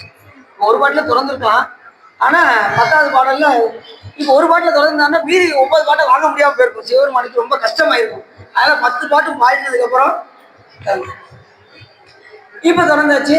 உடனே 3வதற்கு இப்ப திருஞான சம்பந்தர் பாடுவாங்க. உடனே சதுரம் மறைதான் துதி செய்து வணங்கும் அந்த பதியத்தை பாடினாரு. டக்குன்னு முதல் பாட்டு கதை மூடாரு. அப்ப சாமி ரொம்ப வருத்தப்பட்டாரு. இப்ப அவருடைய வருத்தத்தை போக்குறதுக்கு சிவபெருமான் என்ன ஐடியா பண்ணாருன்னா, ஒரு வேதியரா நான் அவ்வளவு போய் நின்னாரு. இவர் பார்த்தாரு, ஏதோ வேதியர் மாதிரி தெரியுது அப்படின்னு அங்க போனாரு. இப்படி அங்க இன்னொரு இடத்துல போய் இருந்தாரு. இப்படி கடத்தி ஒரு 10 கிலோமீட்டர் கடத்தி கொண்டு போயிட்டாரு சிவபெருமான். எங்க தெரியுமா? திருவாய்மூன்னு ஒரு ஊரு. அந்த களத்துக்கு கொண்டு போய் உள்ள போய் சிவபெருமான் லிங்கத்துல போய் மறைஞ்சிக்க. வந்தவர் இப்படி பார்த்தாரு. என்னடா கூட ஒருத்தர் வந்தாரு, வந்தவர் ஆளக்கானவின்னு பார்த்தா எங்கே என்னை இருந்திடம் தேடிக்கொண்டு அங்கே வந்து அடையாளம் அருளினார். அங்கு எங்கே தோன்றும் திருவாய்மூர் செல்வனார் அங்கே வாவென்று போனார். உள்ள போய் மறைஞ்சிட்டாரு சிவபெருமான். கூட்டு வந்து எங்க போயிட்டாரு? சிவலிங்கத்துல போய் மறைஞ்சிட்டாரு. இவருக்கு காட்சியை கொடுக்கல. யாருக்கு? திருநாவுக்கரசர் காட்சி கிடைக்கல. பதியம் பாடிட்டே வந்தாரு. மண்ணு மாமரை காட்டு மணாள நான் உண்ணி உறங்குகின்றேனுக்கு தன்னை வாய்மூர் தலைவனவா சொல்லி என்னை வா வென்று போனார் அதன் கொடு. இப்படி வந்து என்னை பார்க்க விடாம நீ உள்ள போயிட்டிய சாமி, எனக்கு நீ காட்சி கொடுக்க மாட்டியா அப்படி கேட்டுட்டே இருந்தாரு. பதியத்துல பாடிட்டே இருந்தாரு. திடீர்னு ஒரு காட்சி கொடுக்க மாட்டேங்கிறாருன்னு தச்சே அப்படி திரும்பி பார்த்தாரு. பார்த்தது யாரு? திருநாவுக்கரசர் பெருமான் பின்னாடி பார்த்தாரு. எப்பயுமே திருஞான சம்பந்த பெருமான் அப்பசாமி எங்க போறாரோ அடியார்ல வந்து பார்க்க சொல்லுவாரு. எந்த தளத்துக்கு போயிருக்காரு பாரு அப்படின்னு அப்படி கூடயே போவார். ரெண்டாவது திருஞான சம்பந்த பெருமானோட வந்த அடியார்கள் எத்தனை பேருனா 16,000 அடியார்கள். எத்தனை பேரு? 16,000. இப்ப ஒரு பாடிக்கிட்டே இப்படி திரும்பி பார்த்தாருல, பார்த்தா பின்னாடி திருஞான சம்பந்த பெருமான் படையோட நிக்காரு அரிசியா. ஆகா திறக்க பாடிய எண்ணினும் செந்தமிழ் அப்படின்னு சாமி திறக்கிறதுக்காக அரிய பாட்டு உரைப்பு பாடி அவர் ஒரு பாட்டு பாடினாரு. உரைப்பு பாடி அடைப்பித்தார் உண்ணின்றார். அன்னின்றார்னு அங்க இருக்கான்னு அர்த்தம், இன்னின்றாருன்னா இங்க இருக்கான்னு அர்த்தம். இவர் உண்ணின்றாரு. பக்கத்துல பின்னாடி திருஞான சம்பந்தர் நிக்காரு. சாமி உன் பிள்ளை வந்திருக்கு, இப்போ உன் பிள்ளை வந்திருக்கு, நீ எனக்கு காட்சி கொடுக்க மாட்டேன், எனக்கு நல்லாவே தெரியும். ஆனா உன் பிள்ளைக்கு நீ என்ன செய்யணும், காட்சி கொடுத்துதான் ஆகணும் அப்படின்னாரு. உடனே திருஞான சம்பந்தர் பெருமான் அப்படி காட்சி யாருக்கு, திருநாவுக்கரச பெருமானுக்கு திருஞான சம்பந்தர் பெருமான் சிவபெருமானை காட்டுறாரு. அப்பதான் திருஞான சம்பந்தர் பெருமான திருநாவுக்கரச பெருமான் தலையில தூக்கி வச்சு கொண்டு என்னுடைய குரு ராயன் அப்படின்னாரு. இப்படி இருக்கும் அந்த நிகழ்வு எல்லாம் யோசிச்சு பாருங்க. திருநாவுக்கரச பெருமானுக்கு குரு யாரு, ஞான சம்பந்தர். அதனாலதான் வேதனை தலைத்தவங்க அந்த இதை சொல்றதுக்கே அவரே அப்போ சேக்கிலா சுவாமியே சொல்லும் போது எனக்கு சொல்றதுக்கு தகுதி இல்லை. வேதனை தலைத்தோங்க மிகு செய்வ துறை விளங்க பூத பரம்பரை பொழிய புனிதவாய் மலர்ந்தெழுத சீத வளவையல் புகழி திருஞான சம்பந்தர் பாதமலர் தலை கொண்டு திருத்தொண்டு சொல்றது தகுதி இல்லை. அவருடைய திருவடியை தலைமுறை வச்சுக்கிட்டு நான் புராணம் சொல்றேன்னு தான் சொன்னார். அப்ப எந்த அளவுக்கு ஞானசம்பந்த பெருமானுடைய திறன் யோசிச்சு பாருங்க. ஏன்னா அவர் வந்து தான் மட்டும் இப்ப நால்வர் ஒரு மக்கள்ல திருஞான சம்பந்த பெருமான் ஏன் சிறப்பு அப்படின்னா நான் கூட வந்த எல்லாரையும் கூட்டி போனாரு சிவலோகத்துக்கு. அதுதான் பெரிய சிறப்பு, எவ்வளவு பெரிய சிறப்பு. அப்படி திருமறை காட்டுல 2 பேரும் வழிபாடு செய்து கொண்டிருந்தார்கள். அவர் பார்த்து காட்டினார்.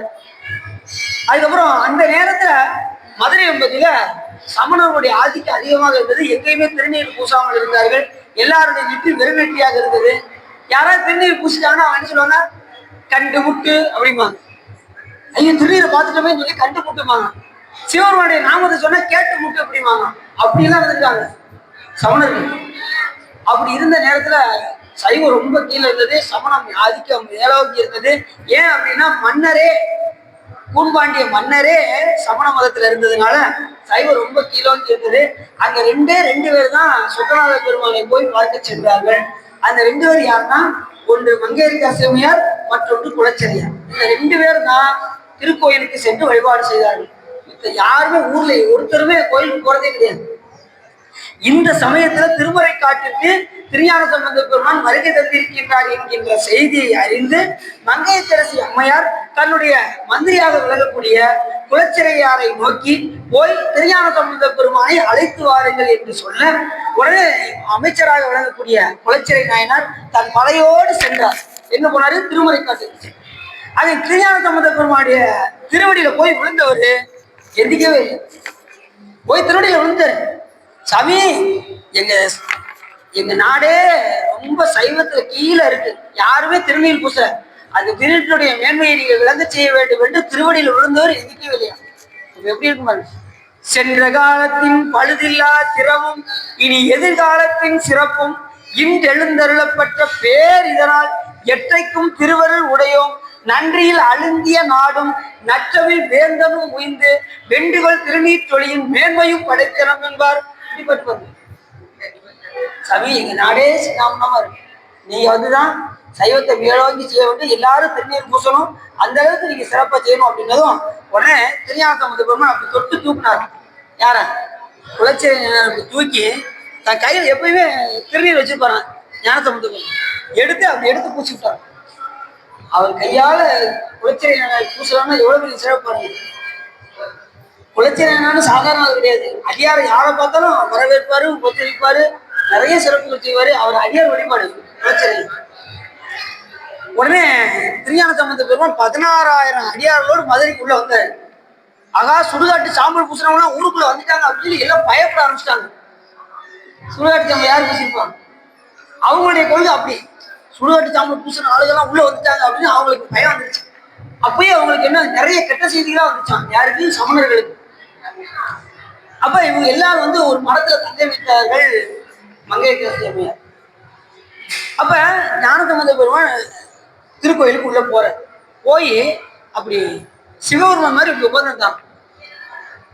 சாமியை போய் தரிசனம் செய்யும் போது சாமி 16 இடங்களை திருநீர் பூசி அப்படி சிவமாக அமர்ந்திருந்தார் ஞானசம்பந்த பெருமான். அதை எல்லாரும் கூட இருக்கிறவங்க கண்டு கழித்தார்கள் என்று சேக்கிழார் சாமி அந்த இடத்துல சொல்றாரு. எப்படி சொல்றாரு அப்படின்னா, ஞானத்தின் திருவுருவை நான்மறையின் தனித்துணை வானத்தின் விசையன்றி மண்ணில் வளரும் மதிக்கொழுந்தை தேனக்க மலர் கொண்டை செஞ்சடையா சீதெடுக்கும் காணத்தின் எழுபிறப்பை கண்களிப்ப கண்டார். சிவமா பார்த்தாங்க எல்லாரும் திருஞான சம்பந்தர். இப்ப எப்படி இருப்பாரு பாருங்க. 16 இடங்களை திருநீர் பூசி குழந்தை உட்கார்ந்ததுனாலே நமக்கு எப்படி இருக்கும், அப்படியே திருவடியில விழுந்து நம்ம கட்டி அணைக்கணும் போல தோணும். அப்படி எல்லாரும் காணும்படி ஞானசம்பந்த பெருமான் அமர்ந்திருந்தார். காணத்தின் எழுபிறப்பை கண்களிப்ப கண்டார். அப்படி கண்டதும் உடனே ஞானசம்பந்த பெருமான் மடத்தில் போய் தங்கியிருந்தார். அப்ப இவங்க சமணர்கள்லாம் என்ன பண்ணாங்க, ஏதாவது சூழ்ச்சி செய்ய வேண்டும் என்று விரும்பி அரசரிடம் இல்லாத பொருளாதெல்லாம் சொல்லி மடத்துக்கு தீ வைக்க வேண்டும் என்று சொல்லி, நாங்க மந்திர மூலியமாக எல்லாம் செய்வோம் என்று சொல்லி அஸ்தி நாஸ்தி அஸ்தி நாஸ்தி நான் அவங்களுடைய மந்திரம் என்ன மந்திரம்? அஸ்தினா இருக்கான்னு அர்த்தம், நாஸ்தினா இல்லைன்னு அர்த்தம். ஏதாவது பொருள் இருக்கா, இதுல ஏதாவது மந்திரமாவது இருக்கா? அவங்களுடைய மந்திரம் அதுதான். சமணருடைய மந்திரம் அஸ்தி நாஸ்தி. கடவுள் இருக்காரு இல்ல, இருக்காரு இல்ல, ஏதாவது பயன் இருக்கா? ஒண்ணு இருக்காருன்னு சொல்லு, இல்ல இல்லைன்னு சொல்லு. நான் இருக்காரு இல்ல, இருக்காரு இல்லைன்னு அதுக்கு ஏதாவது பொருள் இருக்கு. அஸ்தி நாஸ்தின்னு சொல்லி நாங்க வந்து மரத்துக்கு தீ வைக்கிறோம் அப்படின்னு சொல்லி சொல்லுவாங்க. ஆனா அது நெருப்பு பற்றாது. ஆனா வேணுக்குன்னே போய் என்ன பண்ணாங்க, நெருப்பை போய் வைத்தாரு. ஆனா அரசர்கிட்ட என்ன சொன்னாங்க, நாங்க மந்திர மூலியமாக தான் நெருப்பை வைத்தோம் என்று சொன்னதும் உடனே இப்ப நெருப்பு வச்சதுமே ஞானசம்பந்த பெருமான் பார்த்து பையவே சென்று பாண்டியருக்கு ஆகுக அப்படின்னு அந்த கூன் பாண்டிய மன்னர் இருக்காரு பாருங்க, அவருக்கு போய் வெப்பு நோயாக போய் பற்றி கொண்டு வலி தாங்க முடியல. யாருக்கு? மன்னருக்கு வலி தாங்க முடியல. அழுகுறாரு, உள்றாரு. மங்கை தேசியர் பக்கத்துல வந்தாங்க. திருஞான சம்பந்தர் வந்தால் தீரும் அப்படின்னு ஒரு வார்த்தை சொன்னாங்க. திருஞான சம்பந்த பெருமான் பேர் கேட்டாலே அவருக்கு பாதிச்சு குழந்தை மாதிரி இருக்கும். உடனே அவரை அழைத்து வாருங்கள். உடனே ஞானசம்பந்த பெருமான் அழைச்சிட்டு வந்தாங்க. 16,000 அடியார்கள் கூட வந்தாங்க. இவங்க சமணர்கள் எத்தனை பேரு? 8,000 சமணர்கள். 8,000 சமணர்கள் இடது பக்கம் உட்கார்ந்தாங்க. வலது பக்கத்துல 16,000 அடியார்கள் உட்கார்ந்துருக்காங்க. இப்ப இவர் வழியில குடிச்சுக்கிட்டு இருக்காரு. அந்த நேரத்துல மடத்து பள்ளியில உள்ள சாம்பலை எடுத்துவாங்கன்னு ஞானசம்பந்த பெருமான் சொல்ல அத்தனை பேரும் அந்த சாம்பலை எடுத்து வந்தார்கள். எடுத்து வந்துதான் மந்திரமாவது நீரு ஆனவர் மேலது நீரு சுந்தரமாவது நீரு துதிக்கப்படுவது நீரு தந்திரமாவது நீரு சமயத்தில் உள்ளது நீரு செந்துவர் வாயுமை பங்கன் திரு ஆளவாயான் திருநீரே அப்படின்னு சொல்லி அப்படி எடுத்து தெரியுற புத்தகம். அந்த பதிகத்துல நீங்க பாத்தீங்கன்னா முதல் 6 பாடல்ல திரு ஆளவாயான் திருநீரே, திரு ஆளவாயான் திருநீரேன்னு வரும். மீதி 5 பாடல்ல எடுத்துக்கிட்டீங்கன்னா வெறும் ஆளவாயான் திருநீரேன்னு வரும். இப்ப முதல்ல 6 பாடலை பாடினாரு. இந்த பக்கத்துல உள்ள அத்தனை வழியும் அப்படி மொத்தமா இந்த பக்கம் வந்துருச்சு. சமணர்கள் உட்கார்ந்துருந்தாங்க பாருங்க. அந்த பக்கம் வந்ததும் இவர் வழி ரொம்ப தாங்க முடியல. இந்த சைடு சரியா போயிடுச்சு. உடனே ஞானசம்பந்த பெருமான் நீங்க இந்த பக்கம் வந்து பாடுங்க அப்படின்னு அத்தனை பேர் அவங்க எந்திரிச்சு போக சொல்லிட்டு சமணர்கள்லாம் எந்திரிச்சு போக சொல்லிட்டு மீதி பதிகத்தை எல்லா பாட்டையும் இந்த சைட்ல இருந்து படிச்சதும் மொத்த வழியும் நீங்கி அந்த கூன் பாண்டிய மன்னன் கூணும் அப்படி நிமிந்துருச்சு. அந்த பதிகத்துக்கு சிறப்பு பாருங்க. கூன் நிமிந்துருச்சு, வலி போயிடுச்சு, வெப்பு நோய் நீங்கியது, மன்னன் சிறந்த மன்னராக ஆயினா நின்ற சீர் நெடுமாறநாயனாராக திகழ்ந்தார். மந்திரமாவது நீரு வானவர் மேலது நீரு சுந்தரமாவது நீரு துதிக்கப்படுவது நீரு தந்திரமாவது நீரு சமயத்தில் உள்ளது நீரு செந்துவர் வாய் உமை பங்கன் திரு அளவாயான் திருநீரே வேதத்தில் உள்ளது நீரு வெந்தய தீர்ப்பது நீரு போதம் தருவது நீரு புண்மை தவிர்ப்பது நீரு ஓத தகுவது நீரு உண்மையில் உள்ளது நீரு சீதப்புணல் வயல் சூழ்ந்த திரு அளவாயான் திருநீரே முக்தி தருவது நீரு முனிவர் அணிவது நீரு சத்தியமாவது நீரு தக்கோர் போவது நீரு பக்தி தருவது நீரு பறவை இனியது நீரு சித்தி தருவது நீரு திரு அளவாயான் திருநீரே காண இனியது நீரு கவினை தருவது நீரு பேணி அணிபவருக்கு பெருமை கொடுப்பது நீரு மானம் தடைவது நீரு மதியை தருவது நீரு சேனம் தருவது நீரு திரு அளவாயான் திருநீரே பூசை இனியது நீரு புண்ணியமாவது நீரு பேச இனியது நீரு பெருந்தவத்தோர்களுக்கெல்லாம் ஆசை எடுப்பது நீரு அந்தமதாவது நீரு தேசம் புகழ்வது நீரு திரு அளவாயான் திருநீரே அறுத்தமதாவது நீரு அவலம் அறுப்பது நீரு வருத்தம் தணிப்பது நீரு வானம் அழிப்பது நீரு பொருத்தமதாவது நீரு புண்ணியர் பூசும் வெந்நீரு திருத்தகு மாளிகை சூழ்ந்த அளவாயான் திருநீரே, எயிலது அட்டது நீரு, இருமைக்கும் உள்ளது நீரு, பயிரப்படுவது நீரு, பாக்கியம் ஆவது நீரு, துயிலை தடுப்பது நீரு, சுத்தமாவது நீரு, ஐரை பொழி தரும் சுரத்து அளவாயால் திருநீரே, மாலுடு அயனறியாத வண்ணம் உள்ளது நீரு, ராவணன் மேலது நீரு, என்ன தகுவது நீரு, பராவணம் ஆவது நீரு, பாவம் மறுப்பது நீரு, தராவணம் ஆவது நீரு, தத்துவம் ஆவது நீரு, அராவணங்கும் திருமேனி அளவாயான் திருநீரே, மாலுட அயனறியாத வண்ணமும் உள்ளது நீரு, மேலுடைய தேவர்கள் தங்கள் மெய்யது வெண்கொடி நீரு, ஏல உடம்பினர் தீர்க்கும் இன்பம் தருவது நீரு, ஆழவது உண்ட மிடற்று அளவாயான் திருநீரே. எப்படி பாடுற, இப்படி பாடினா நோய் தீருமா தீராதா? பாடினது யாரு? திருஞான சம்பந்த பெருமான். இப்ப நீங்க பெருமாள் வழிபாட்டில் இருந்தீங்கன்னா அவங்க அழியக்கூடியது திருமண் சொல்லுவாங்க. ஆனா திருமண்ணுக்கு பாட்டு கிடையாது, ஆழ்வார்கள் பாடலை. ஆனா திருநீருக்கு ஒரு பதிகமே பாடியிருக்காரு திருஞான சம்பந்தர். நீங்க எங்க வேணா நீங்க போய் செக் பண்ணி பார்த்துக்கணும். ஆனா திருநீருக்கு பதிகமே பாடியிருக்காரு திருஞான சம்பந்தர் பெருமான். கடை சொன்னார் பாருங்க, ஆற்றல் அடல் விடையேறும் ஆளவாயான் நீற்றை போற்றி புகழிலாகும் பூசுரன் ஞான சம்பந்தன் தேற்றி தென்னன் உடல் உற்ற தீபினியாயின தீர சாத்திய பாடல்கள் பார்க்கும் வல்லவர் நல்லவர் தாமே. எல்லாம் நீங்கி இருந்து அப்படியே மன்னனும் நிமிர்ந்தான். உடனே சமணர்கள் சும்மா விடல, நீங்க எங்களோட வாதத்துக்கு வாங்க அப்படின்னு சொல்லி அனல்வாதம் புனல்வாதம் என்ற 2 வாதத்தை நடத்தினார்கள். அனல்வாதத்துல ஞானசம்பந்த பெருமான் அந்த போகமாத்த பூமுனையால் தன்னோடு பொன்னகலம் பாகமாத்த பைங்கள் வெள்ளேற்றல் பரமேற்றி நாகமாத்த நம்பெருமான் மேயது நல்லாரே என்ற அந்த நல்லாற்று பதிகத்தை எடுத்து நெருப்பில் போட்டார். அது பச்சையாக இருக்கு, அதுக்கு பச்சை பதிகம் என்று பெயராகியது. அனல்வாதத்தில் வென்றார் ஞான சம்பந்த பெருமான். அப்படி விடல, புனல்வாதத்துக்கு வாங்கினாங்க. உடனே அவங்க எழுதி அஸ்தி நாஸ்தி அஸ்தி நாஸ்தின்னு எழுதி போட்டாங்க. அது உள்ள முங்கிடுச்சு. ஞான சம்பந்த பெருமான் வாழ்க அந்தனர் வானவர் ஆனினம் வீழ்க தன் குரல் வேந்ததும் போகுக ஆழ்க தீயதெல்லாம் அரண்நாமமே சூழ்க வையகமும் துயர் தீரவே என்ற இந்த பதிகத்தை திருஞான சம்பந்த பெருமான் கையால் எழுதிய ஒரே பதிகம் இந்த ஒரு பதிகம் தான். மற்ற பாட்டெல்லாம் திருஞான சம்பந்த பெருமான் எழுத, அவங்க கூட வந்த மாமா சம்பந்த சரணாலயர் தான் ஒவ்வொரு பதிகத்தையும் எழுதி வந்தார். ஞான சம்பந்த பெருமான் கையால் எழுதிய ஒரே பதிகம் என்ன பதிகம்? இந்த வாழ்க அந்தனர் வானவர் ஆனினம் வீழ்க தன்புணர் வேந்தனும் பொங்குக ஆழ்க தீயதெல்லாம் அரண்நாமமே சூழ்க வையவும் துயர் தீர்க்கவே. இந்த பதியத்தை பாருங்க. அந்த பாட்டுல பாருங்க என்ன சிறப்பு அப்படின்னா, ஆட்பாளருக்கு அருள்மன்னமும் ஆதிமானும் கேட்பார் உயிர் அழகில் சேர்க்க வேண்டும். எந்த உயிரை எப்ப சிவபெருமான் ஆட்கொள்வார்னு யாராலே அறிய முடியாது. அது மாதிரி ஏதுக்களாலும் எடுத்த மொழியாலும் மிக்கு சோதிக்க வேண்டாம் எங்கள் சுடர் விட்டுள்ளன் எங்கள் ஜோதியை. சிவபெருமானை ரொம்ப என்ன செய்யக்கூடாது, சோதிச்சு பார்க்க கூடாது. கடவுள் இருக்காரா இல்லையா, அவர் சிவபெருமான் தானா அப்படின்னு ரொம்ப போய் என்ன செய்யக்கூடாது.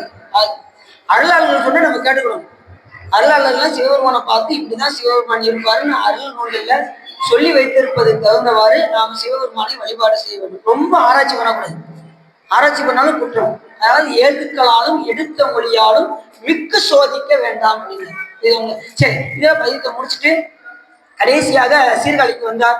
இதுல நிறைய சிறப்புகள்லாம் இருக்கு. திருஞான சம்பந்த பெருமானுடைய வரலாறு பாத்தீங்கன்னா கிட்டத்தட்ட 1 வருஷம் பேசலாம், அவ்வளவு இருக்கு. நாம சாட்ட முடிக்கணும். கடைசியாக சீர்காழியம் பதிக்கு வந்தார். உடனே அவருடைய தாய் தகப்பனார் திருமணம் முடிக்க வேண்டும் என்று விரும்பினார்கள். உடனே தோத்திர பூர்ணாம்பிகை என்ற பெண்ணை பார்த்து மனம் முடிக்க கேட்டார்கள். ஞான சம்பந்த பெருமான் வேண்டான்னாரு. இருந்தாலும் தாய் தகப்பனார் சொல்வதற்கு தகுந்தவாறு சரி அப்படின்ட்டாரு. உடனே ஆச்சால்புரம், அது என்ன ஊர்னா நல்லூர் பெருமணன் என்ற ஊருக்கு ஆச்சால்புரம் இருக்கு. அங்க எல்லாரும் வந்தாங்க. இப்ப கல்யாணத்துக்கு வந்திருக்க எல்லாம் நிறைய இருப்பாங்கல்ல, அதோட முருக நாயனார் அந்த கல்யாணத்துக்கு வந்தார். திருநீலகண்ட யாழ்ப்பாண நாயனார் உள்ள வந்தார். அதுக்கப்புறம் பார்த்தீங்கன்னா திருநீலக்க நாயனார் வந்தார். திருஞான சம்பந்தர் இருக்காரு. இப்படி 4 நாயனாருமே அந்த இடத்துல மூச்சு எடுத்தாங்க. இப்ப எல்லாரும் கல்யாணத்துக்கு வந்தாச்சு. இப்ப அந்த நேரத்துல அந்த பெருமானை பார்த்ததுமே கல்லூர் பெருமணம் வேண்டா கழுமணம் பல்லூர் பெருமணம் வாட்டில் வையாய்த்தில சொல்லூர் பெருமனும் சூடலரே தொண்டர் நல்லூர் பெருமனும் மேயனம் பானே அப்படிங்கிற பதிகத்தை அந்த பெருமானுக்கு முன்னாடி ஞானசம்பந்த பெருமான் பதிகம் பாயினார். உடனே அது நெருப்பு ஆரம்பிச்சிருச்சு, ஜோதி எரிய ஆரம்பிச்சதும் உடனே தான் கூட வந்திருக்க எல்லாரையும் சிவலோகத்தை கலக்க வேண்டும் என்று இப்ப குருவர் இல்லாம திருவருளை அடைய முடியாது என்கின்ற இந்த செய்தியை சிவபெருமான் எழுதி வச்சிருக்காரு. இப்ப அத்தனை பேருக்கு இப்ப மோட்சம் கொடுக்க போறாரு. எல்லாரும் சிவலோகம் போக போறாங்க. சிவலோகத்துக்கு ஈஸியா போயிட முடியுமா? போக முடியுமா? இப்ப என்ன வேணும்? எல்லாத்துக்கும் என்ன உபதேசம் வேணும்? குருவரின் உபதேசம் வேணும். குருவரின் உபதேசம் இல்லாம யாரும் மோட்சம் அடைய முடியாது. அதனால திருஞானசம்பந்த பெருமான் பஞ்சாட்சர பதிகத்தை பாடி அத்தனை பேருக்கும் பஞ்சாட்சர உபதேசம் செஞ்சு சிவலோகத்தை கலக்க வைத்தார். அப்ப பாடிய பாடல் காதலாகி கசிந்து கண்ணீர் மல்கி போது பாதமே அன்னதி குய்ப்பது வேதம் நான்கினும் மெய்ப்பொருளாவது நாதன் நாமம் நமச்சிவாயவே. இந்த பதியத்தை பாடினாரு. ஓவராலா உள்ள போறாங்க. எல்லாரும் முதல்ல பயப்பட்டாங்க. உள்ள போனதும் அப்படி குழு குழு குழு இருந்துச்சு. முதல்ல வெளியில ஜோதியை பார்த்தா எல்லாத்துக்கும் கொஞ்சம் பயம் வரும். ஜோதிக்கு உள்ள போவான்னு பயம் இருக்கும்.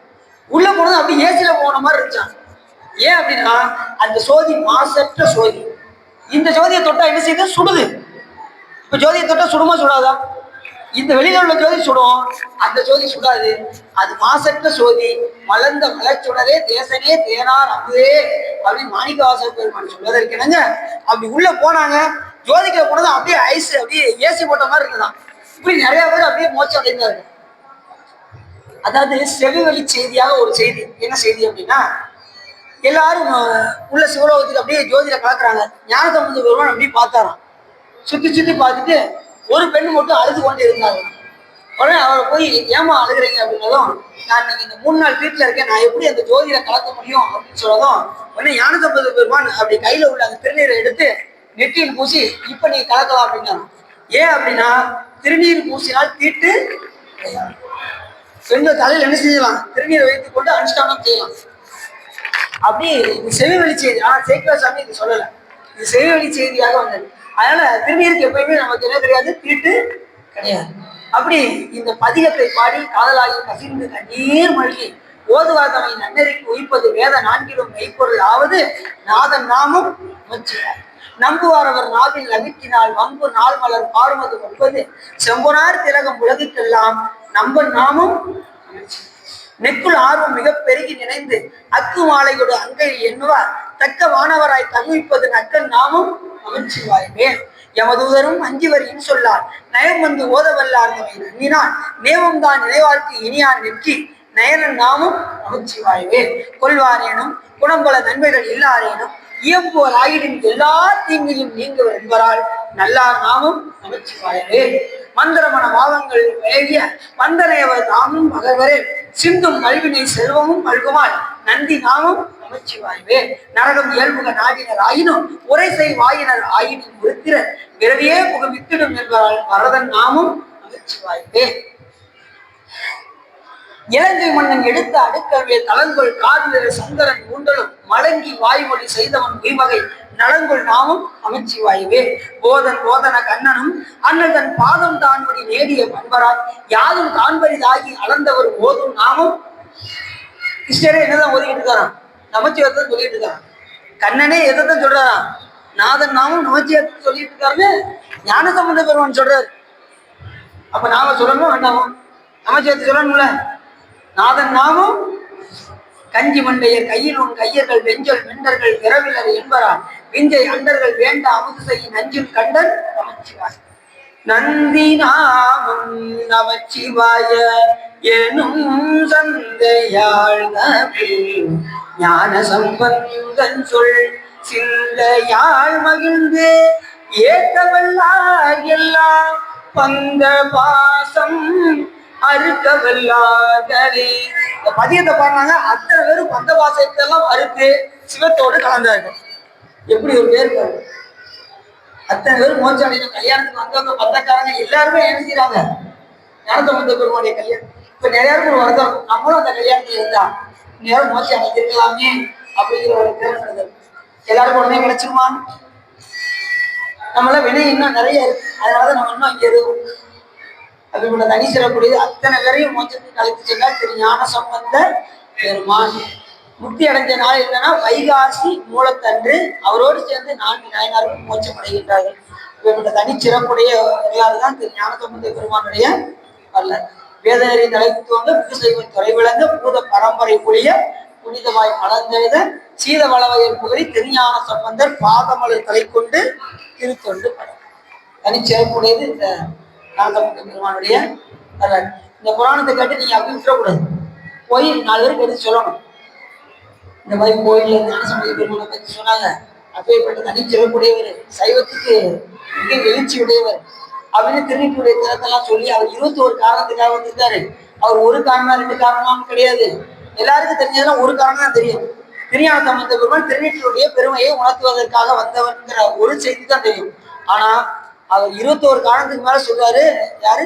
சேக்கிராசம் சொல்றாரு.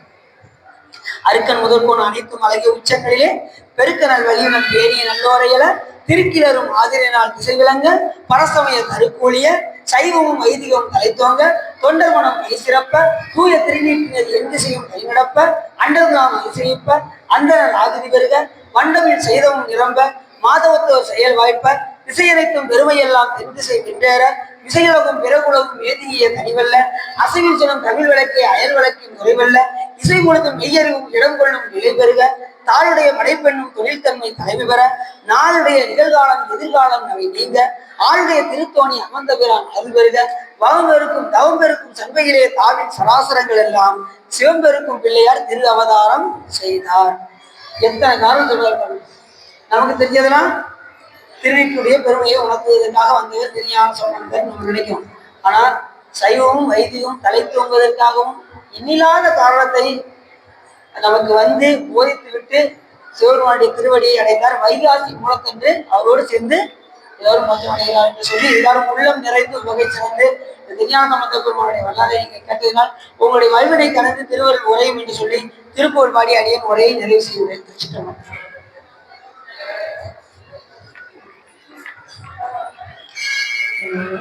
பக்தியானுனை பாடகாள் பற்றிய மாதிரி புகழ் பாடி முத்தனமாறன பெருவாழ்வில் முக்தியை சேர்வதற்கருவாயே உத்தமதானது குணனேயா ஒப்பிலமாமணி வாசா வித்தக ஞானத திணிபாதா வெற்றிவேல் ஆயுத பெருமாளே வெற்றிவேல் ஆயுத பெருமாளே.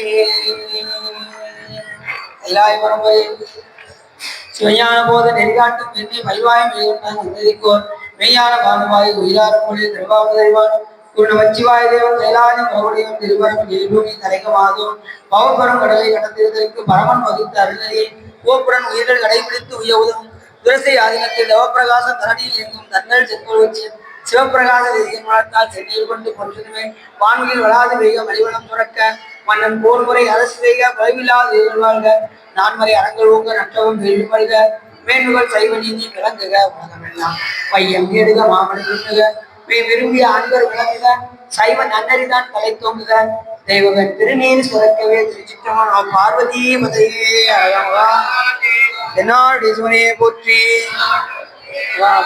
வெற்றிவேல் முகனுக்கு திருச்சிற்றம்பலம் அருணாச்சலம் ஏகாம்பரம்.